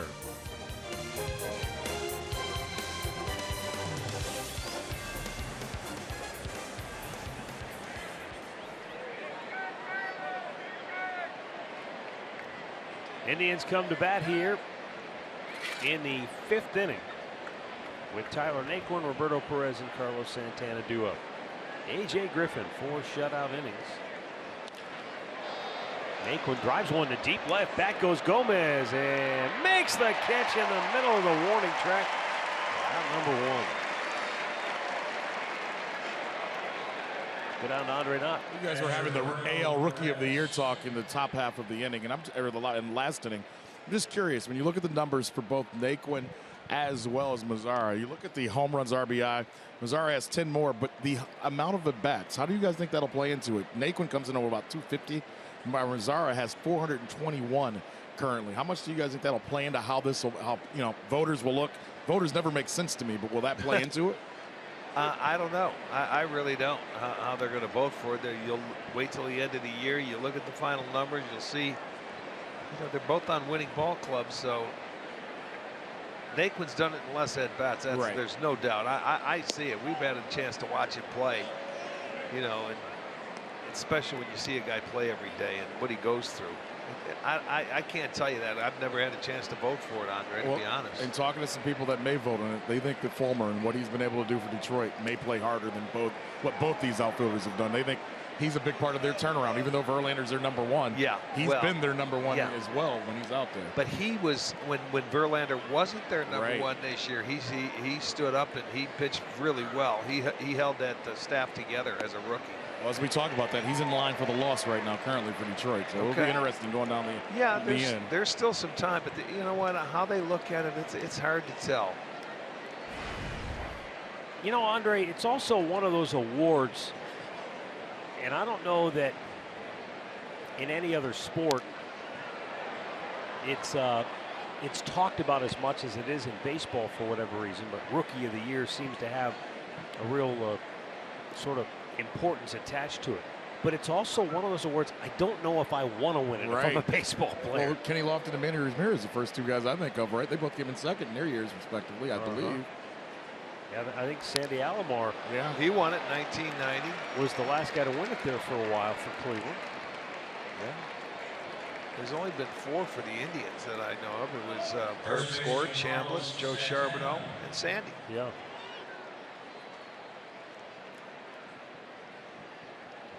Yeah, I don't know. It's I think this year in particular, it's just a really tough call because there are so many good candidates. They're all bunched so closely together. It's not like you could say, well, this guy hits a lot for power.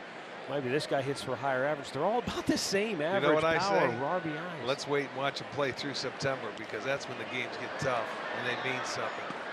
And that's what the rookies haven't had to do in the minor leagues because their seasons are over in September. And that's why, too, to your point earlier, fair or not, I don't think Gary Sanchez can really have a legitimate shot against these other guys because most of them, if not all of them, have played practically the entire year in the big leagues. Yeah. One thing I would say to you, Sanchez has a better WAR.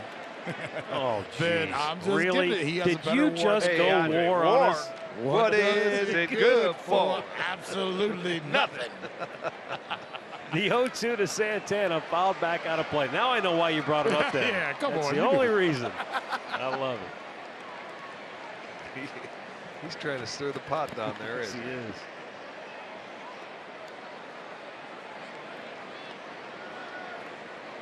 Uh-oh, might have chipped the nail.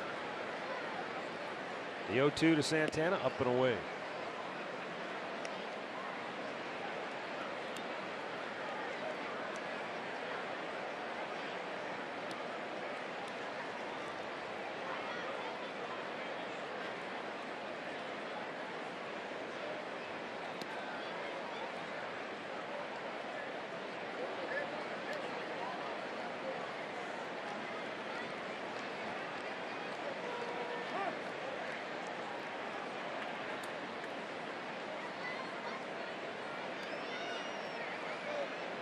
One thing that Commissioner Manfred has talked so much about, pace of play, not necessarily the time of game. I think people maybe get the 2 issues confused at times.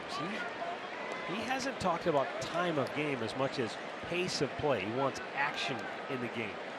And that's why some of the proposals and some of the things we've heard talked about, they're all aimed at increasing the action on the field, not necessarily shortening the time of the game. But one thing you could really start with is all of these silly timeouts that are called.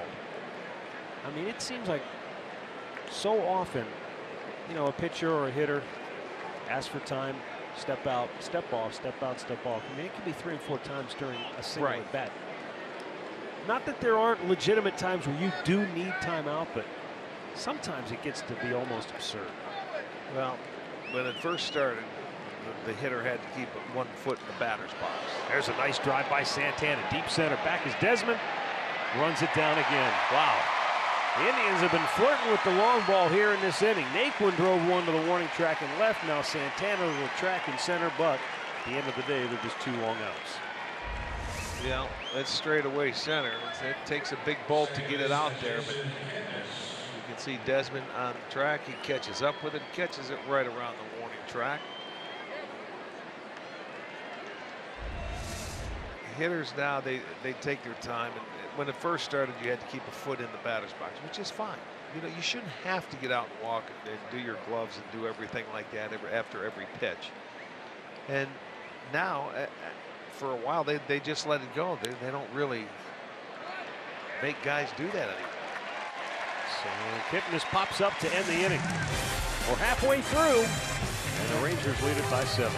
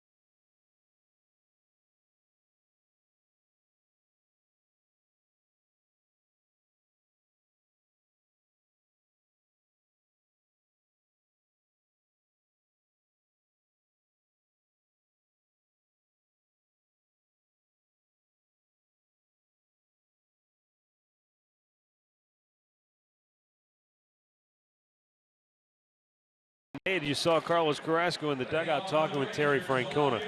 He goes just 4 innings tonight. Charged with 7 runs on 8 hits. Only 3 of those runs were earned. 1 walk, it was intentional. He struck out 8. Didn't hit anybody, but he had a wild pitch, gave up a homer, had a balk.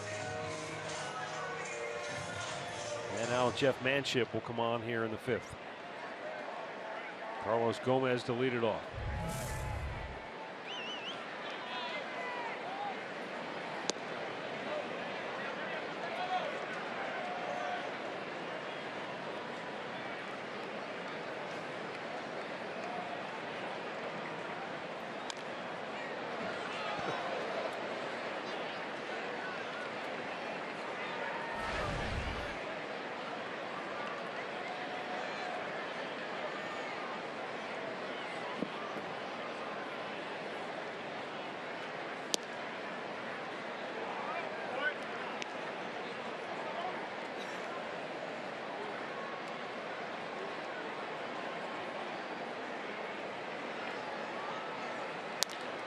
High pop up.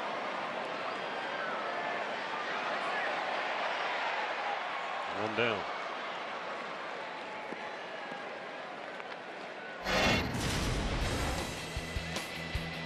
In-game recap brought to you by your local Toyota dealers. The first inning was full of blunders for the Indians. The Rangers scored 5, only one of which was earned. And then they tacked on 2 more in the third.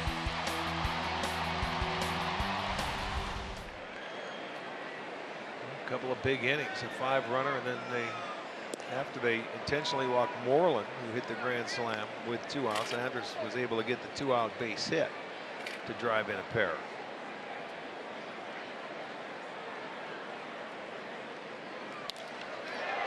Up the middle, nice diving stop by Jose Ramirez. Throws, and he got him. What a play by Jose. There's the shortstop coming out in it. And you know what? Brian Honora had to really hustle to get out of the way because this ball was hit so hard, and Ramirez dove and got it so quickly. Watch O'More just get out of the way. He was trying. He almost ran himself into trouble. Yes, he did. You know, you're trying to get out of the way, and that was a terrific play. That was outstanding. That's the former shortstop in him right there, back at his old position, going up the middle. Good enough arm, right on the money. He's got a very accurate arm.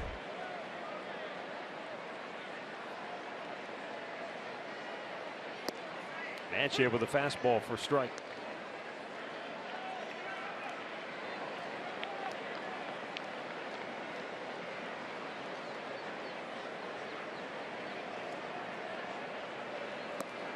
Breaking ball down low.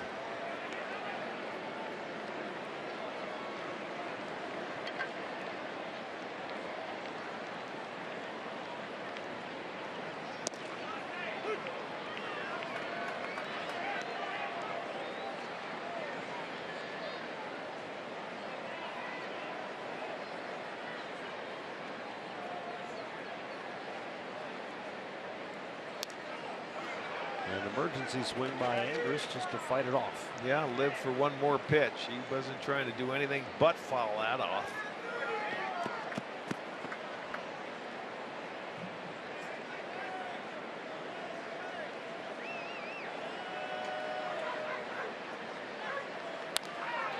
And a one-hop smash gets through.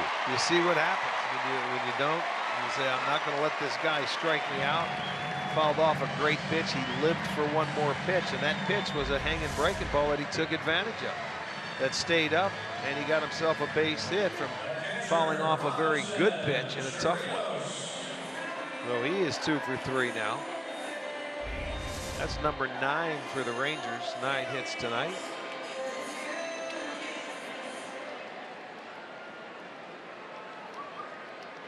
They had 8 hits in game 1 when they beat the Indians 9-0. The Indians with 17 hits last night.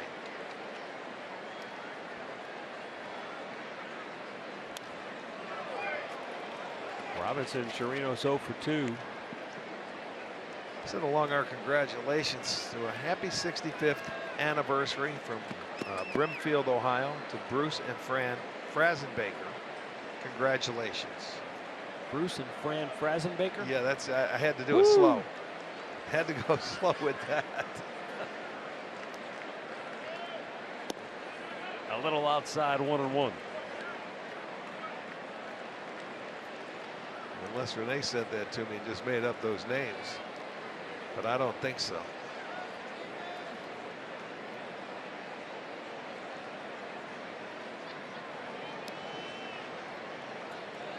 Runner goes and the ball fouled out of play.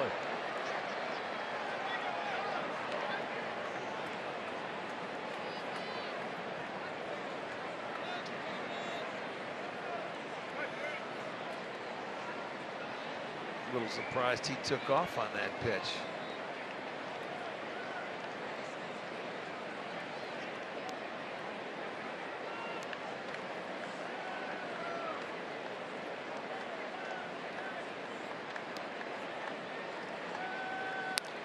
Another foul ball.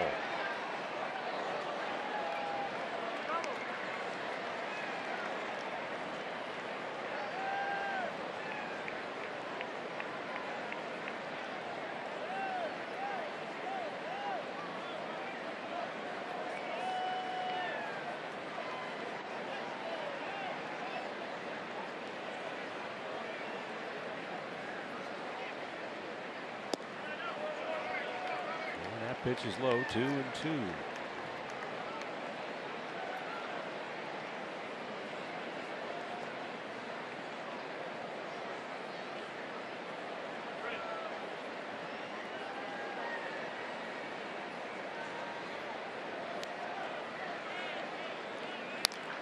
Another foul ball down the right side. Pretty good crowd in the house tonight. Yeah, it's I'm it looks thinking we're close over to a 40. sellout. Yeah. If it's not sold out. A few empties here and there, but it's a big house.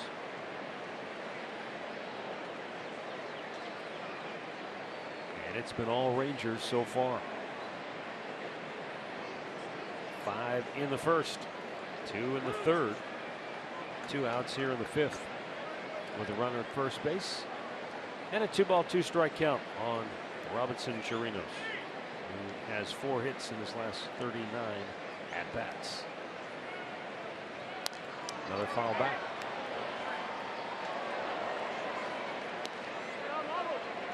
You know what?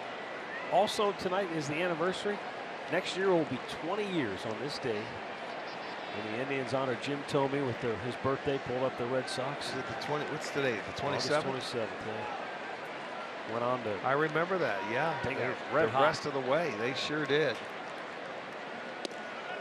The High Red Sox carried them all the way to the World Series. Hard to believe that'll be 20 years next year.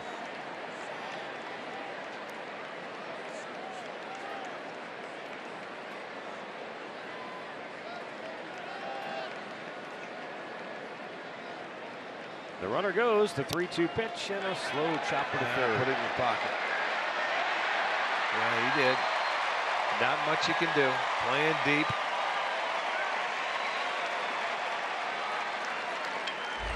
And, you know, he wanted to throw it, but it's all on the transfer. He comes in the glove and just trying to rush it because you know it's a do-or-die play. So I think the only way he might have had a chance was with a bare hand, and that might have been rolling a little too hard for him. But it's an infield single. Nothing you can do about it.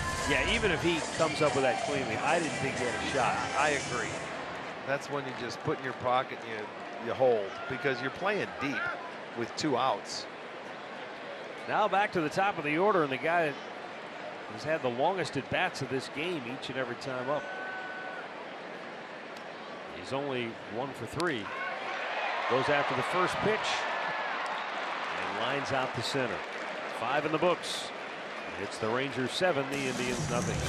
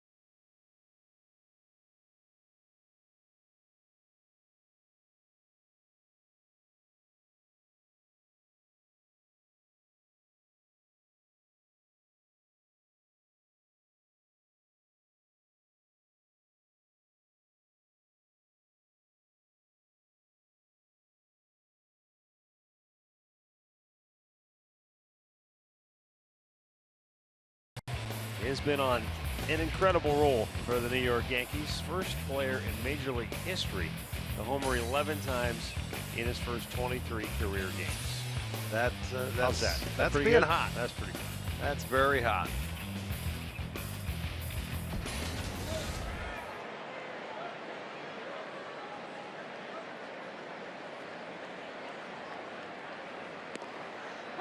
And a strike called to Francisco Lindor.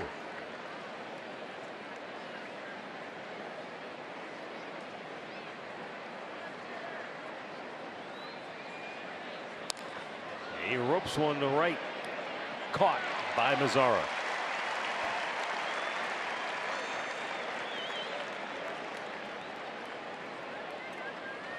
That's going to bring up Mike Napoli, who is 0 for 2 tonight.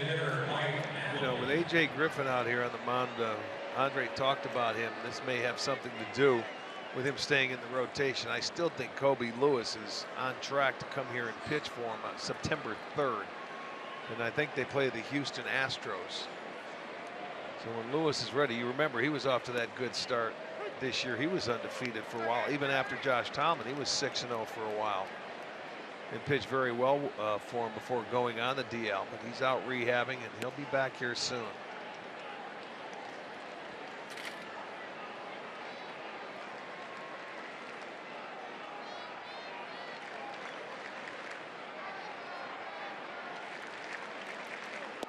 And a swing and a miss by Napoli. They count 1-2.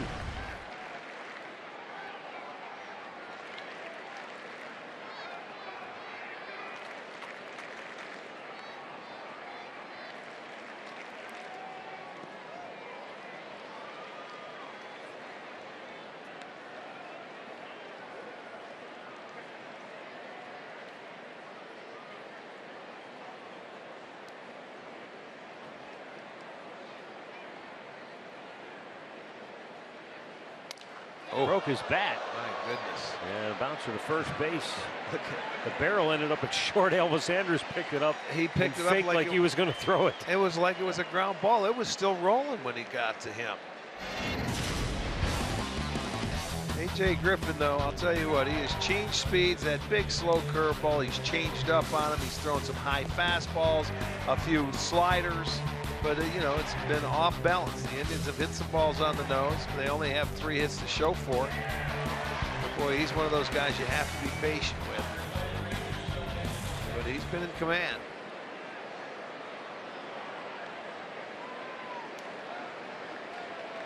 You get a 5-run first inning, that certainly helps. He went out, and I think he threw about 10 pitches in the first inning.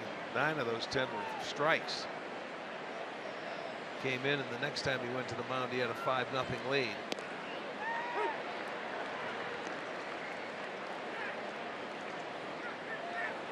Here's a guy that has 2 of the 4 hits tonight.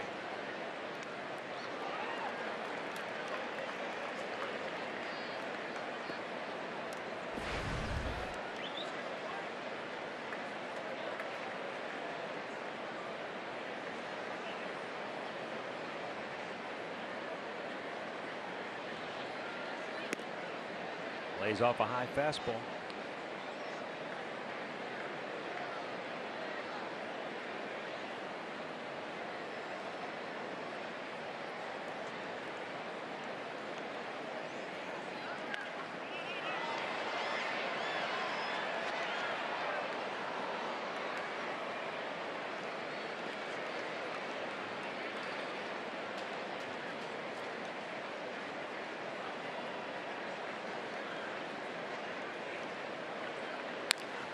Jose Ramirez jolts one to the gap. Plug the gap again. To the wall it goes, and he might go all the way to third. He will. No throw. Ramirez in with the Indians' second 2-out triple of the game. Well, and he just continues. He finds the gap. That was an infield. He had to really beat that one out. It was a nice play. The next one was a nice line drive into right field. This one plugs the gap in right center. And by the time that Desmond could get to that ball off the wall, he couldn't cut it off. Gets by him, and it goes for a triple. His second triple of the year. But there are 2 outs.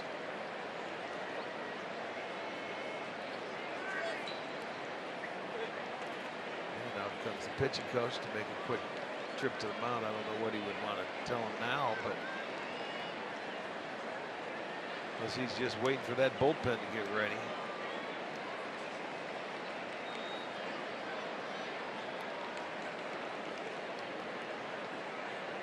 Improve your game and tune into the Golf Zone with our PGA Pro, Jimmy Hanlon. Inside the Golf Zone with Jimmy, presented by American Eagle Mortgage and Varmint Guard, comes your way Sunday at 8 right here on Fox Sports Ohio. Well, the golf season, as far as tournaments and plays, starting to wind down. It is. The only tournament I know that's coming up is September 1st. It's Jimmy's tournament. Oh, I'm sure there'll be wall-to-wall coverage on that. That is going to be, you betcha. That's nonstop coverage. September 1st, can't wait. Lonnie Chisenhall, 0 for 2, is flied out, struck out.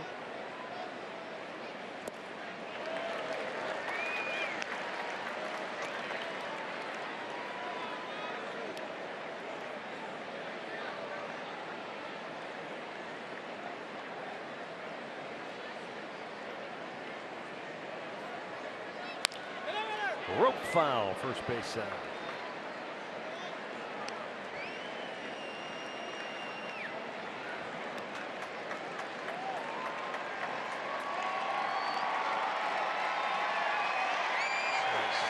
Blue glove the young kid has there.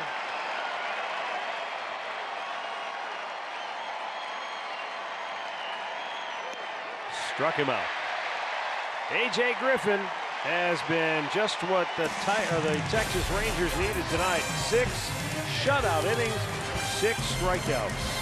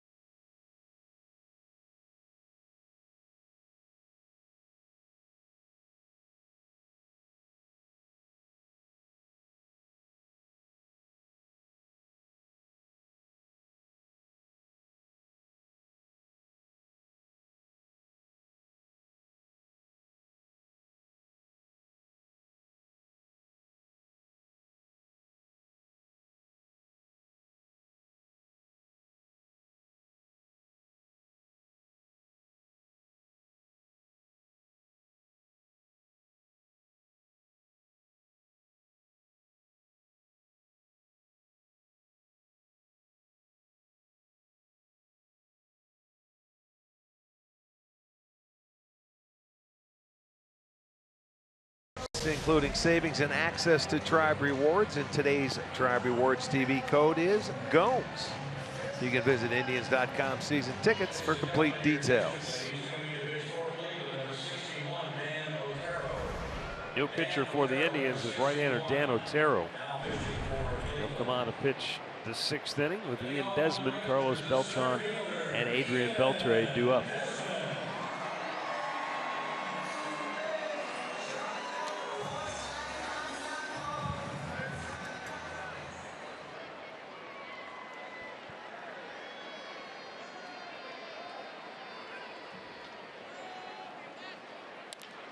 Ground ball right to the shortstop, Lindor. 1 pitch, 1 out.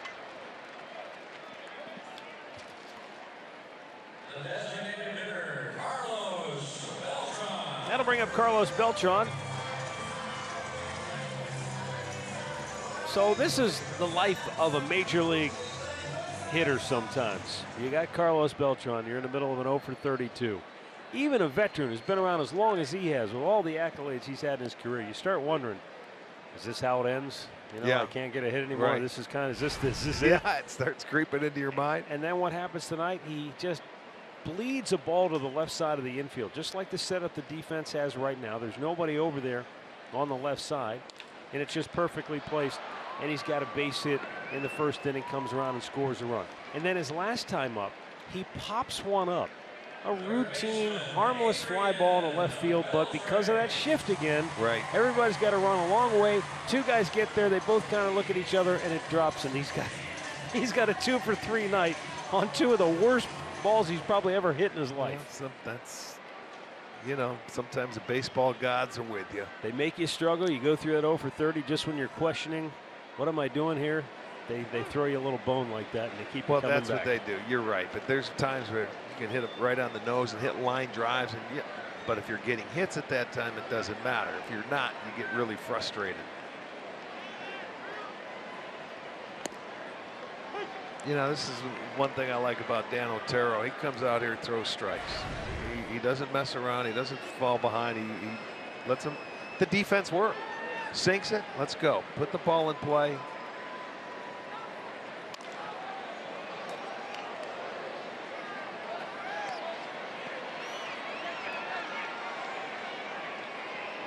I'll tell you, they have some ball girls down the line. They've got good arms and they can field. You watch them throw in between innings, and I'll tell you what, they've got some outstanding arms. They play catch with the guys in the outfield. I was watching the girl in right field. Really good arm. I mean, throwing with the right field. Oh, yeah. Thinking, man. I'm telling you, That's these legit girls, right there. yeah. They spent some time on the baseball field.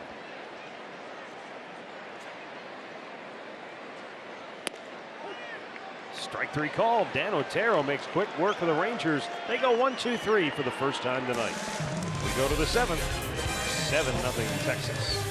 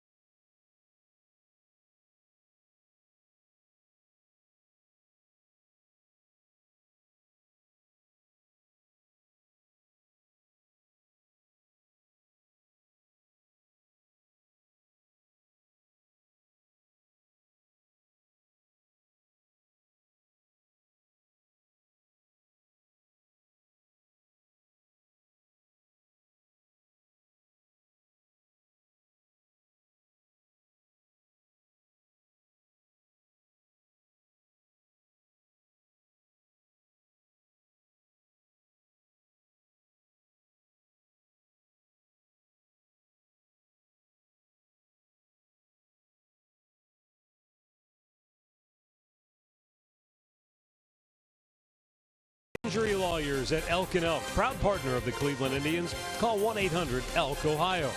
By Ford, built Ford tough. And by Firelands Regional Medical Center.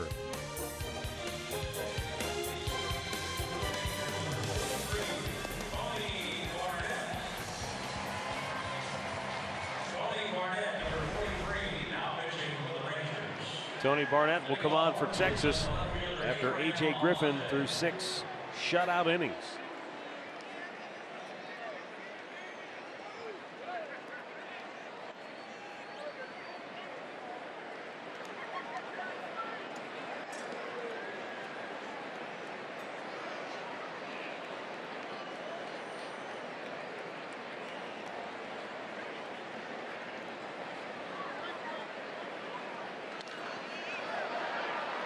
Tony Barnett, first man out of the bullpen. Now, last night, Andre Knott reported to us that the Rangers were planning on reinstating reliever Jeremy Jeffress from the restricted list before tonight's ball game.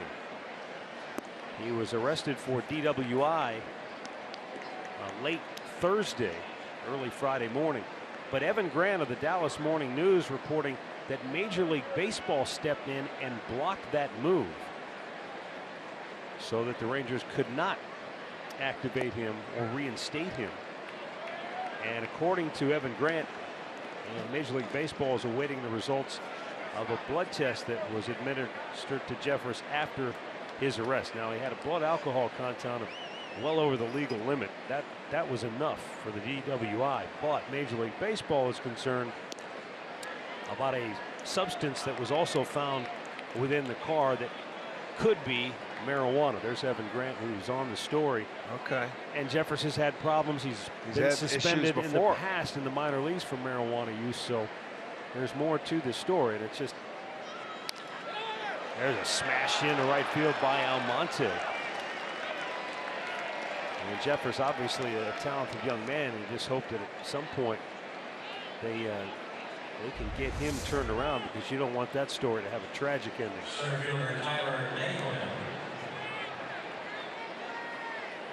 But it doesn't sound like we'll see Jeffress anytime soon. I wouldn't think so, because as you said, he's had a couple issues in the past. He's been suspended up to 100 games, so that means that he's already had 2 offenses. Yeah.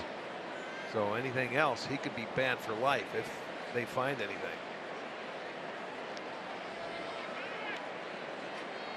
Tyler Naquin has been hit by a pitch, and he's flying deep left.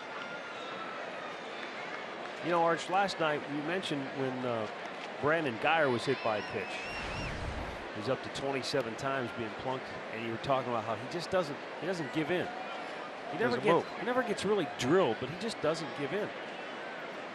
I read today it's the most times a guy's been hit in a single season, at least in the American League, since David Eckstein. And remember, he was the same way. Yeah. He'd just stand there, and if it came close, he just wore it and took his base. And you know the funny thing, that you bring that up, he didn't wear any body armor Not either. that I remember, he was a leadoff no. hitter out for the Angels, and man, he would take it, and you're thinking, man, that's a tough little guy. I mean, look, it's no fun getting hit with the baseball when you're hitting.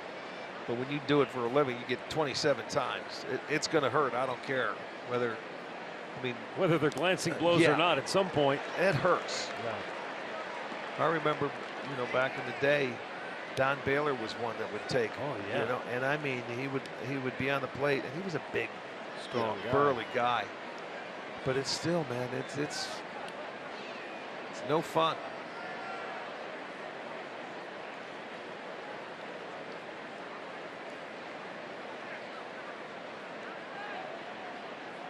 And nowadays, pitchers, they don't go inside to throw at you like they used to, because a lot of them don't pitch really inside frowned much. upon, yeah.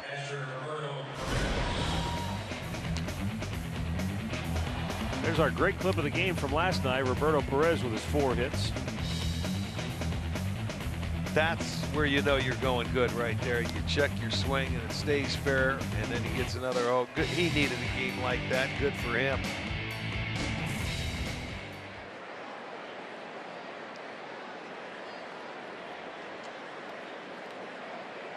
One on, one out.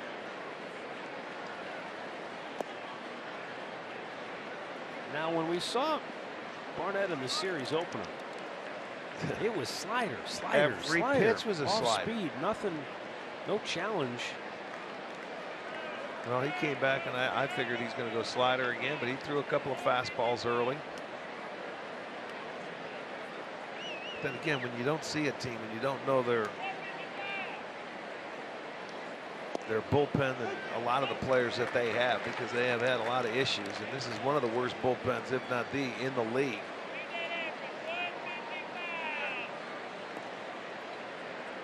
Star Wars Night Part 2 here at the ballpark in Arlington.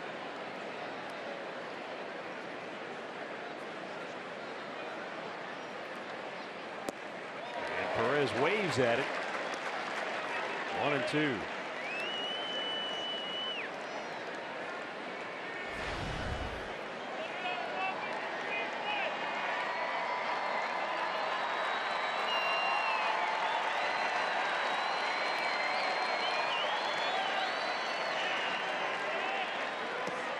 on the dirt.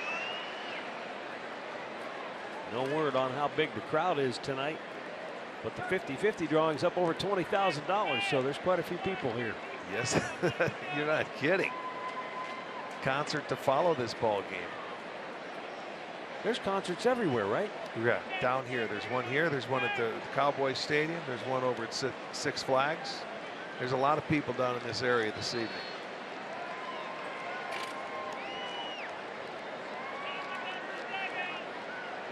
The 2-2. And it's low, full count.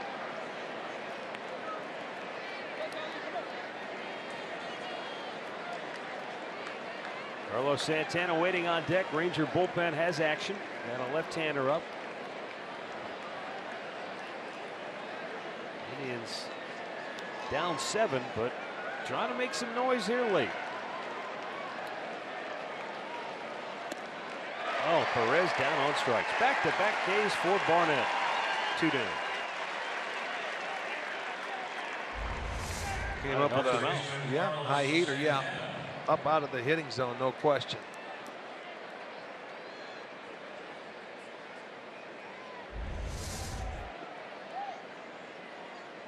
Funny how a guy like Perez, who's normally so patient, has a good eye, lays off a lot of tough pitches, but that high heater ate him up. Sometimes when you get into games like this, 7, you're looking for a pitch that the concentration, you know, when you say sometimes you give at bats away, you want to hit instead of just say, okay, I'll take the walk and move along. It's 7-0. Yeah. Santana walked back in the third, 0 for 2 on the night.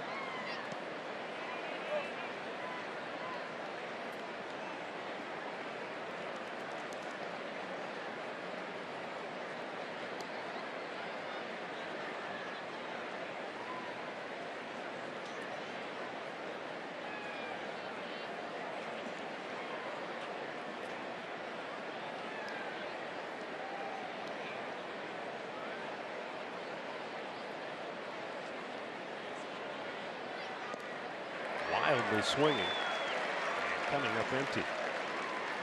That was a changeup.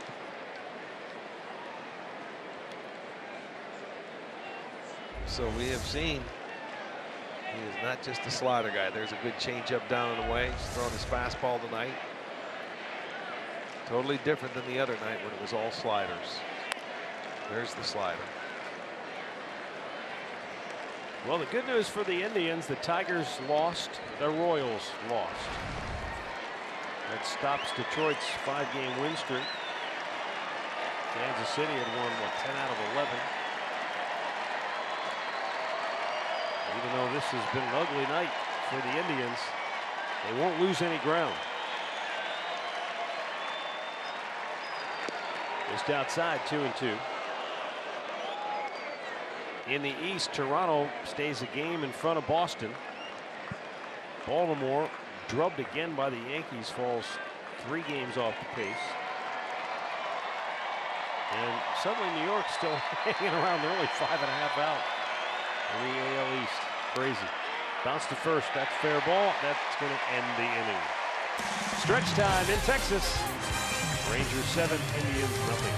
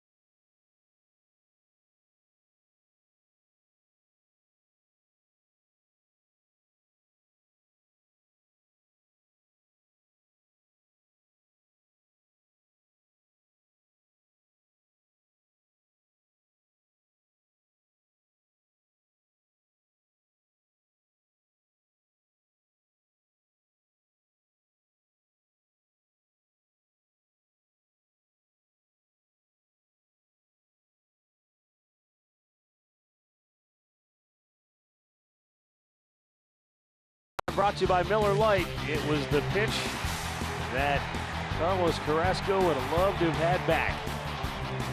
They went for a grand slam and made it a 5-run first.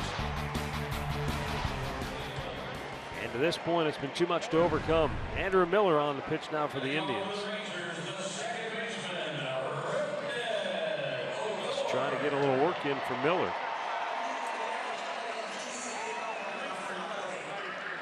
Yeah, I mean, when's the last time he pitched? It was out in Oakland. Well, he hasn't had an opportunity. This is really, as I said before, strange series. He was in that 1-0 game, yeah. And he went out and struck out the side in the ninth, and he was filthy doing it. Yeah, what was it, 13 pitches, 11 strikes.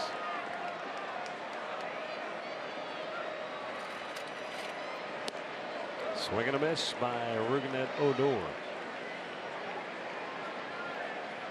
Yeah, it's been weird. This series here, just whatever team took the lead, look out.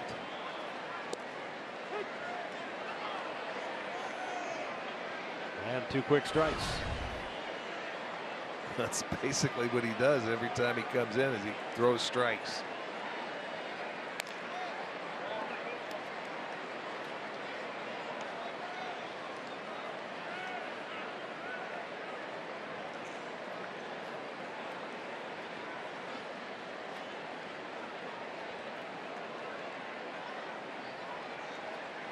Pitch is swung on and grounded foul.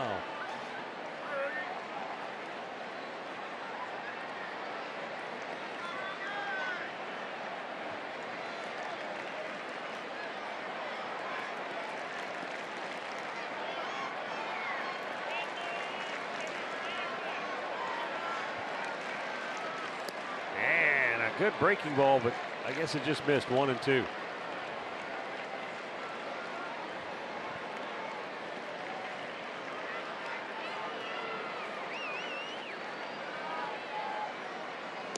That one was good enough.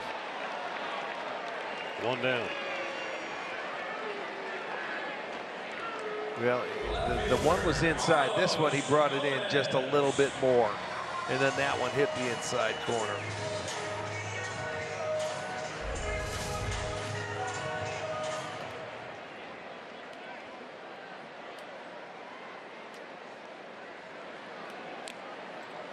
Foul right back.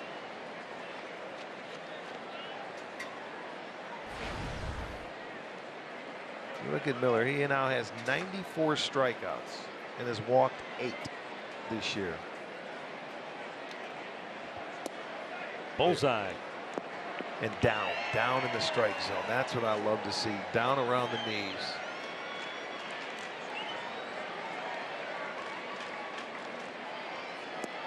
Chased him. I mean, it's just, what do you do if you're a hitter? Well, when you throw that fastball down there, and next thing you know, here comes a breaking ball. It starts at your knees, but it ends up in the dirt. You're going after it.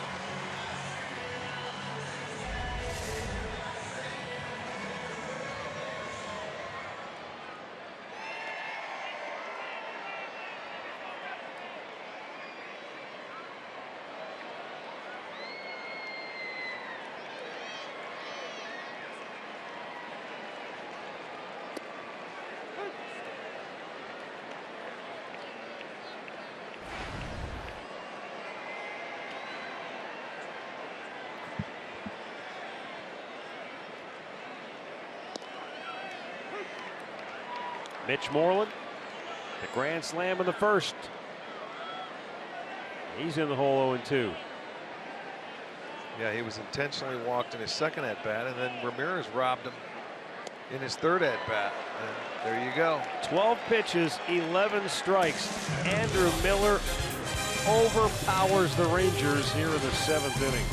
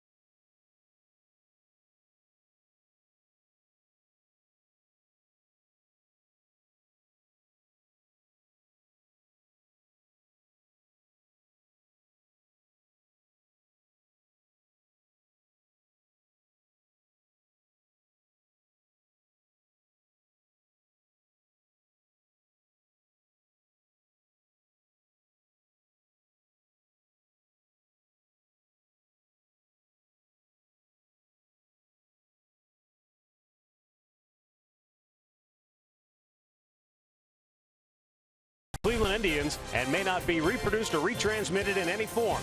And the accounts and descriptions of this game may not be disseminated without the express written consent of the Cleveland Indians. We roll on to the 8th inning.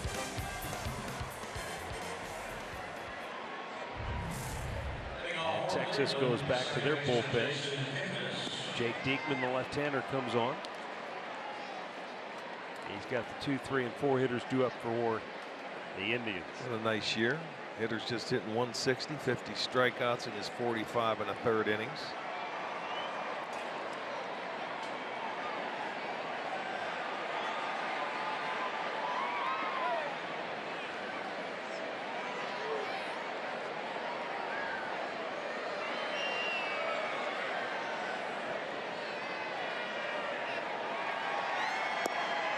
And a pitch missing, ball 1 to Jason Kipnis.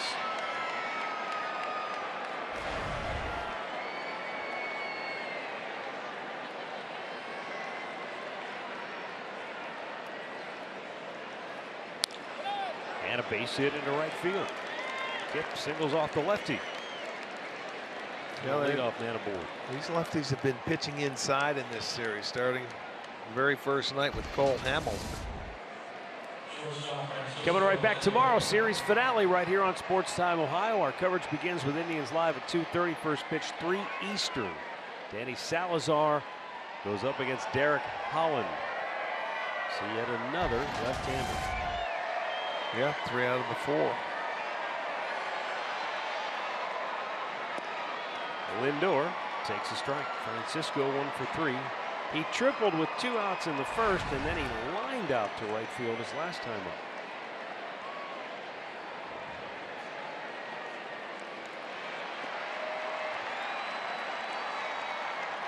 Well, I don't know if there's something in the water, if it's just the dog days of summer, people are a little cranky or what, but in Detroit tonight, Mike Everett ejected Victor Martinez, J.D. Martinez, Brad Ausmus, and Wally Joyner. And the Tigers lost to the Angels 3-2. That must have been one of those games like we had in Toronto in the 19-inning game with the home plate umpire all over the place. The manager was ejected. Remember for Toronto, that's right, yeah. Martin. We've known Victor a long time. I've never seen Victor lose his marbles like he did tonight. I saw the video of it in between. Oh, you did? Yeah. There's a high pop right field near the line. Should be in the seats. And it is out of play. Yeah, he just, it was a pitch. You know, Victor's got a great eye. It was a pitch. It was down and in. Clearly looked like it was a ball. It's called a strike. And I don't know if this had been going on all night, but the two of them got into a pretty heated exchange, and then Victor got the heave-ho, and then he went ballistic. He's screaming at the umpire. They had to get. And then I'm sure that's when the manager came into play. And then later, I think Ausmus and Joyner got tossed, and then later after that, J.D. Martinez got ejected after he argued a call. But then also today, Mike Winters ejected Bryce Harper from a ball game after he argued a close pitch that he said. Bryce Harper said afterwards it was clearly a ball, it was outside. I'm trying to win a game maybe with the next pitch or hit a ball out, trying to do something to help my team. And so yeah, I mean, and we've mentioned that ejections, you don't see it anymore because video replay has taken a lot of it out. That's the only time you can see them is on balls and strikes. Right. So what have we heard this year? We've heard, oh, guys are complaining too much about balls and strikes. Well, that's all they have left to complain about. Right. That's the only thing they can argue anymore. That is true. Well, how about we mentioned it last night? How many times have we seen balls right down the middle on this trip that were called balls in a number of games? And I'm not saying just for us. I was thinking both sides, you know? Who knows?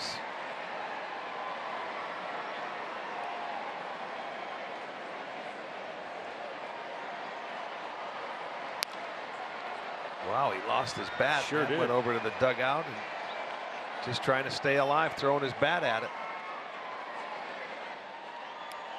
Ball went to the upper tank. Actually, it went to the middle deck. We got 3 decks here in Texas. Foul pole to foul pole. Kind of a rare ballpark from that standpoint. And Lindor goes down on strikes, 1 away.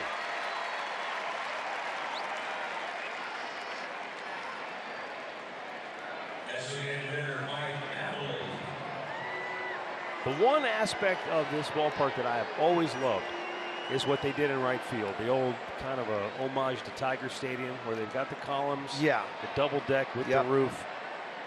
That's a neat That's old school spot. there. Yeah. The way upper deck used to be. Yes. Yeah. Detroit is right.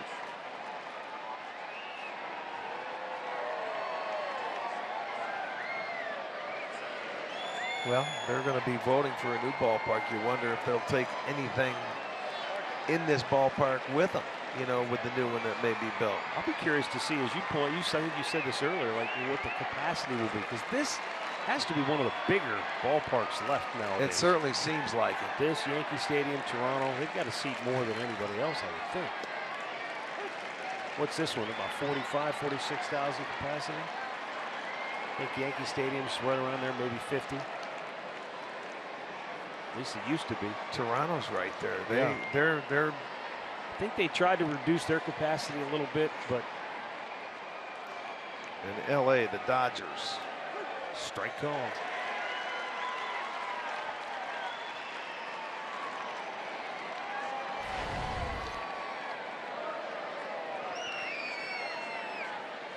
New ballpark estimated to cost $1.2 billion is what they're saying. But anytime you talk about putting a lid on it and retractable, you know it's going to be extremely expensive. That almost doubles the cost is what they usually say. Yeah. Now this ballpark was built the same year, or was opened the same year as Jacobs Field did back in the day, 1994. Yeah. I don't know if Andre's down there. He's still got his ears on or not, but I thought I heard them say that the Cowboys have a practice facility, and it's got a roof, and they're playing games. High school triple header, high school football triple header. It's being played at their indoor practice thing. It's got seats like 10,000 people.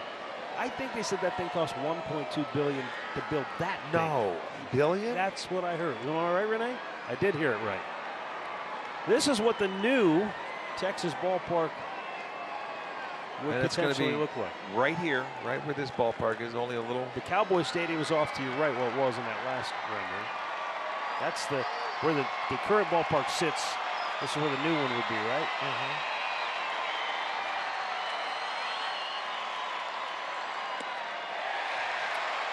Napoli goes down hacking.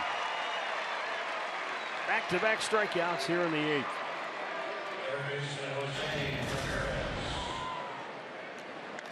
Jose Ramirez has been the lone bright spot offensively. He is 3 for 3 with 2 singles and a triple. Yes, sir. The final one, he hit into the gap, and that was his second triple of the year.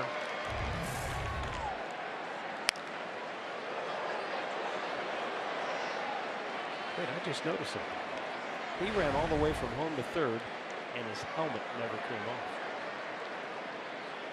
That might be check a and first. see if he had a strap on. Chin strap? Yeah.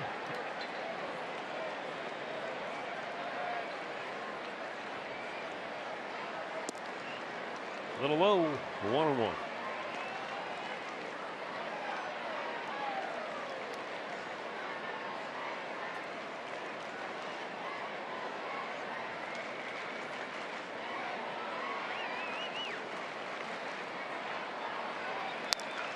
In the air to right field.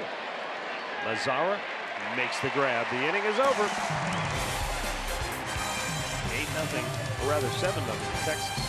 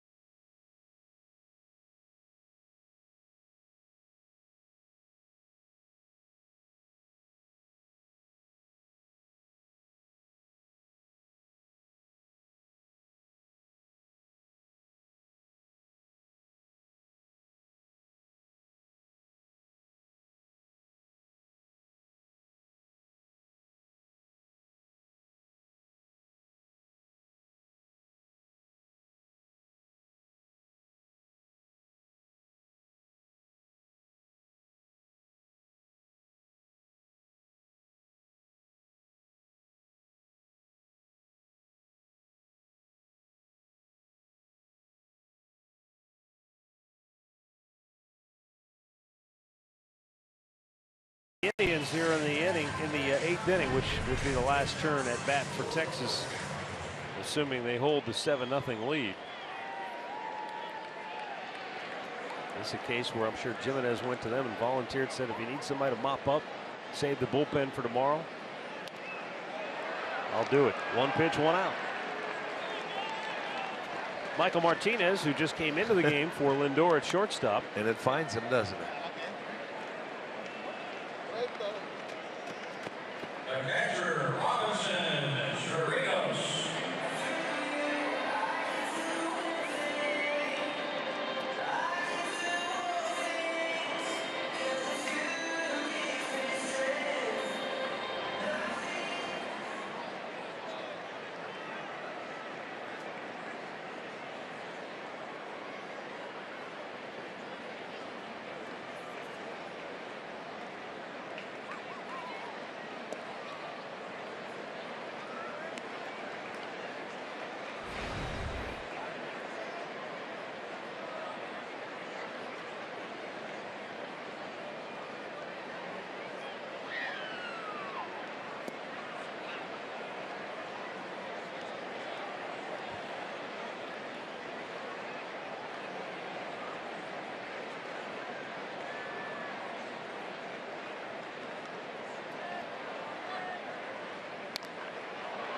High pop right field.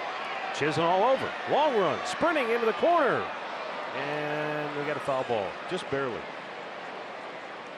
Well, not much line, you know, territory when you get down there as deep as Chisenhall was.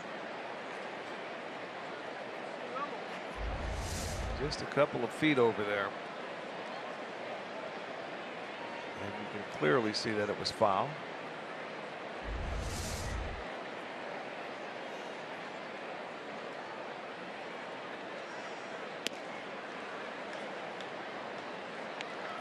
Robinson Chirinos, an infield single in the 5th.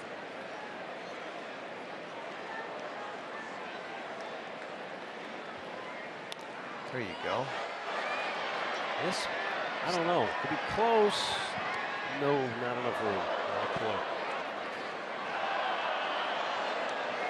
When a player volunteers or when a team needs somebody to save the bullpen, the one thing that a manager wants to know is, are you going to go out there and pitch under control? Because that's when guys usually get hurt. They go out there and they try to overthrow it. Next thing you know, you're not used to that.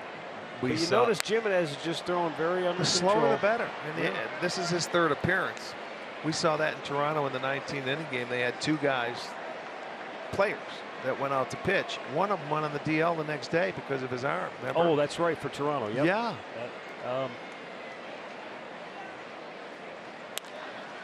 Chopped to short. Martinez throws him out. 2 down. So you're right. Stay under control. You don't be fancy. You throw the ball, and when the game's out of hand as a hitter, usually if the ball's around the plate, you're going to swing at it. You're not going to try and, you know, take and get into a hitter's count. It's a different situation now. I think it happened. Who's our guy that he's in Colorado now? Great outfielder, Ryan. Oh man, right-handed bat. Ryan Rayburn. Remember he overthrew a little bit. Man. That's right. He had a sore elbow for a while. For a few weeks. Yeah. I mean, he didn't go on the DL or anything, but he didn't play for a while either. Yeah. It's hard. You just get out there. If you're not used to it, the adrenaline takes over and pop up. Not a good job. This is going to get him out of the inning. Roberto Perez makes the grab. Well done by Chris Jimenez. The Rangers go 1, 2, 3, and we go to the 9th.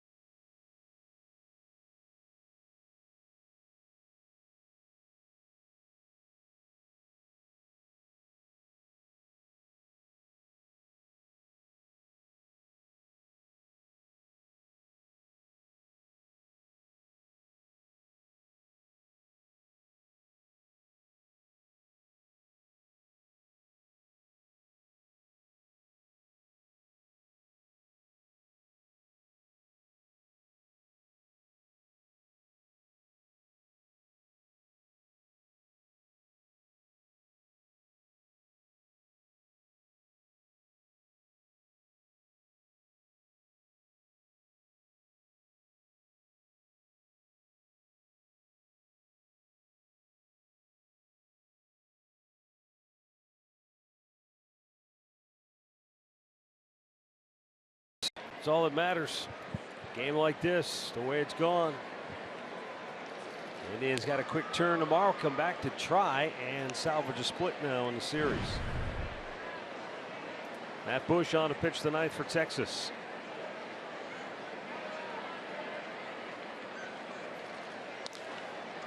And a fly ball hit to left center. 1 down.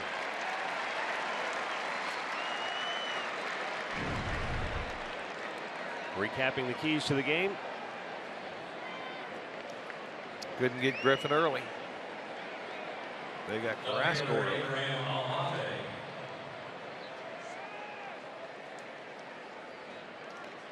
Did I mention 44,944? You did not. Well, that is a sellout. I would take it, right? Yeah, okay. They call it a sellout, yeah. And I don't know if some of these people have left or if they've moved for better seats, but there's a lot of empties now. Oh, right through the wickets.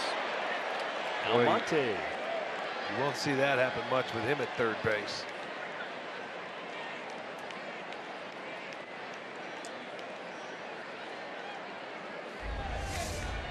Right at him. And right between the legs, so that'll be an error on Beltre.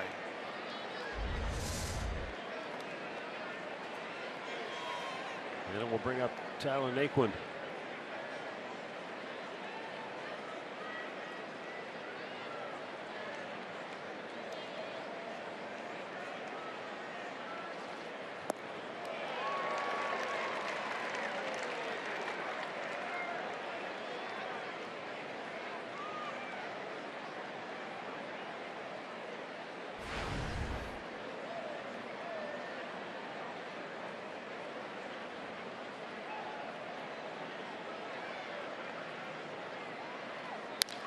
Naquin shoots one to deep center. Back is Desmond and makes the catch.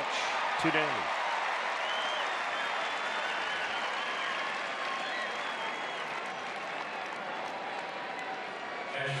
And we'll bring up Roberto Perez.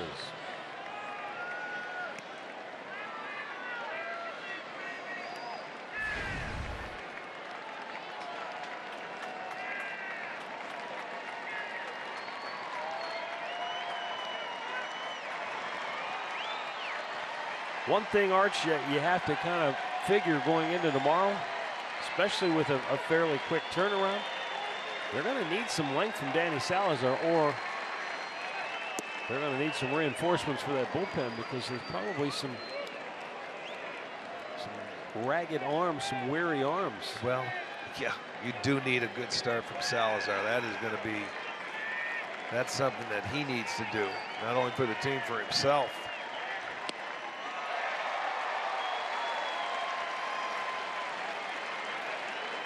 Yeah, the starters for the month of August have not been, for the most part, very good. Corey Kluber has been absolutely the most consistent. He's been brilliant.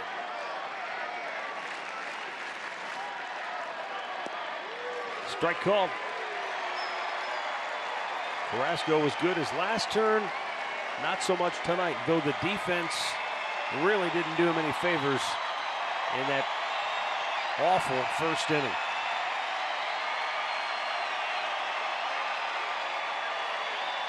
And the 1-2 pitch outside.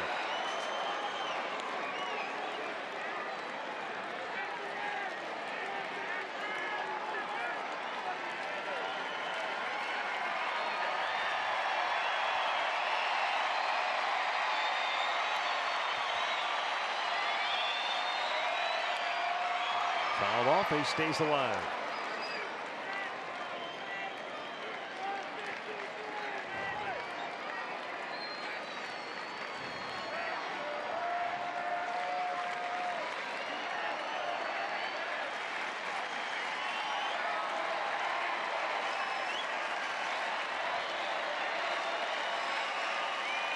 And the 2-2. Foul right back. Perez staying alive.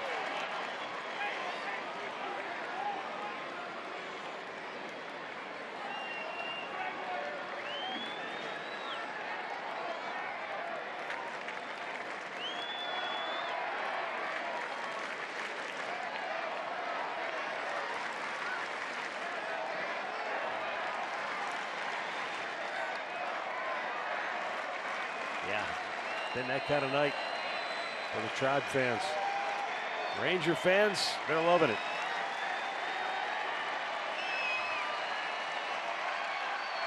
And the 2-2 to third.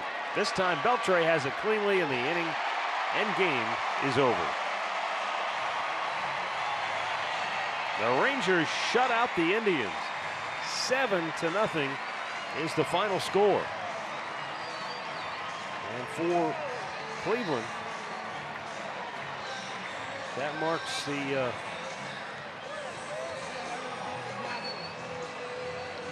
second time they're shut out in the series, as Hamels blanked in the opener. Yes, he did.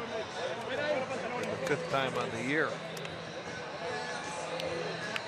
5 times in the last 6 games, they've been held to 1 run or less. So, a chance to split comes your way tomorrow, as the Indians look to rebound. The winning pitcher tonight, A.J. Griffin, goes to 6-3. The loss to Carlos Carrasco, he's 9-7. Texas now 76-54. Indians 73-55. But as I mentioned before, the Indians still maintain a 4.5 game lead over Detroit, who lost 6.5 in front of Kansas City, who also went down to defeat earlier tonight. 7-0 is the final. We've got a final thought right after this.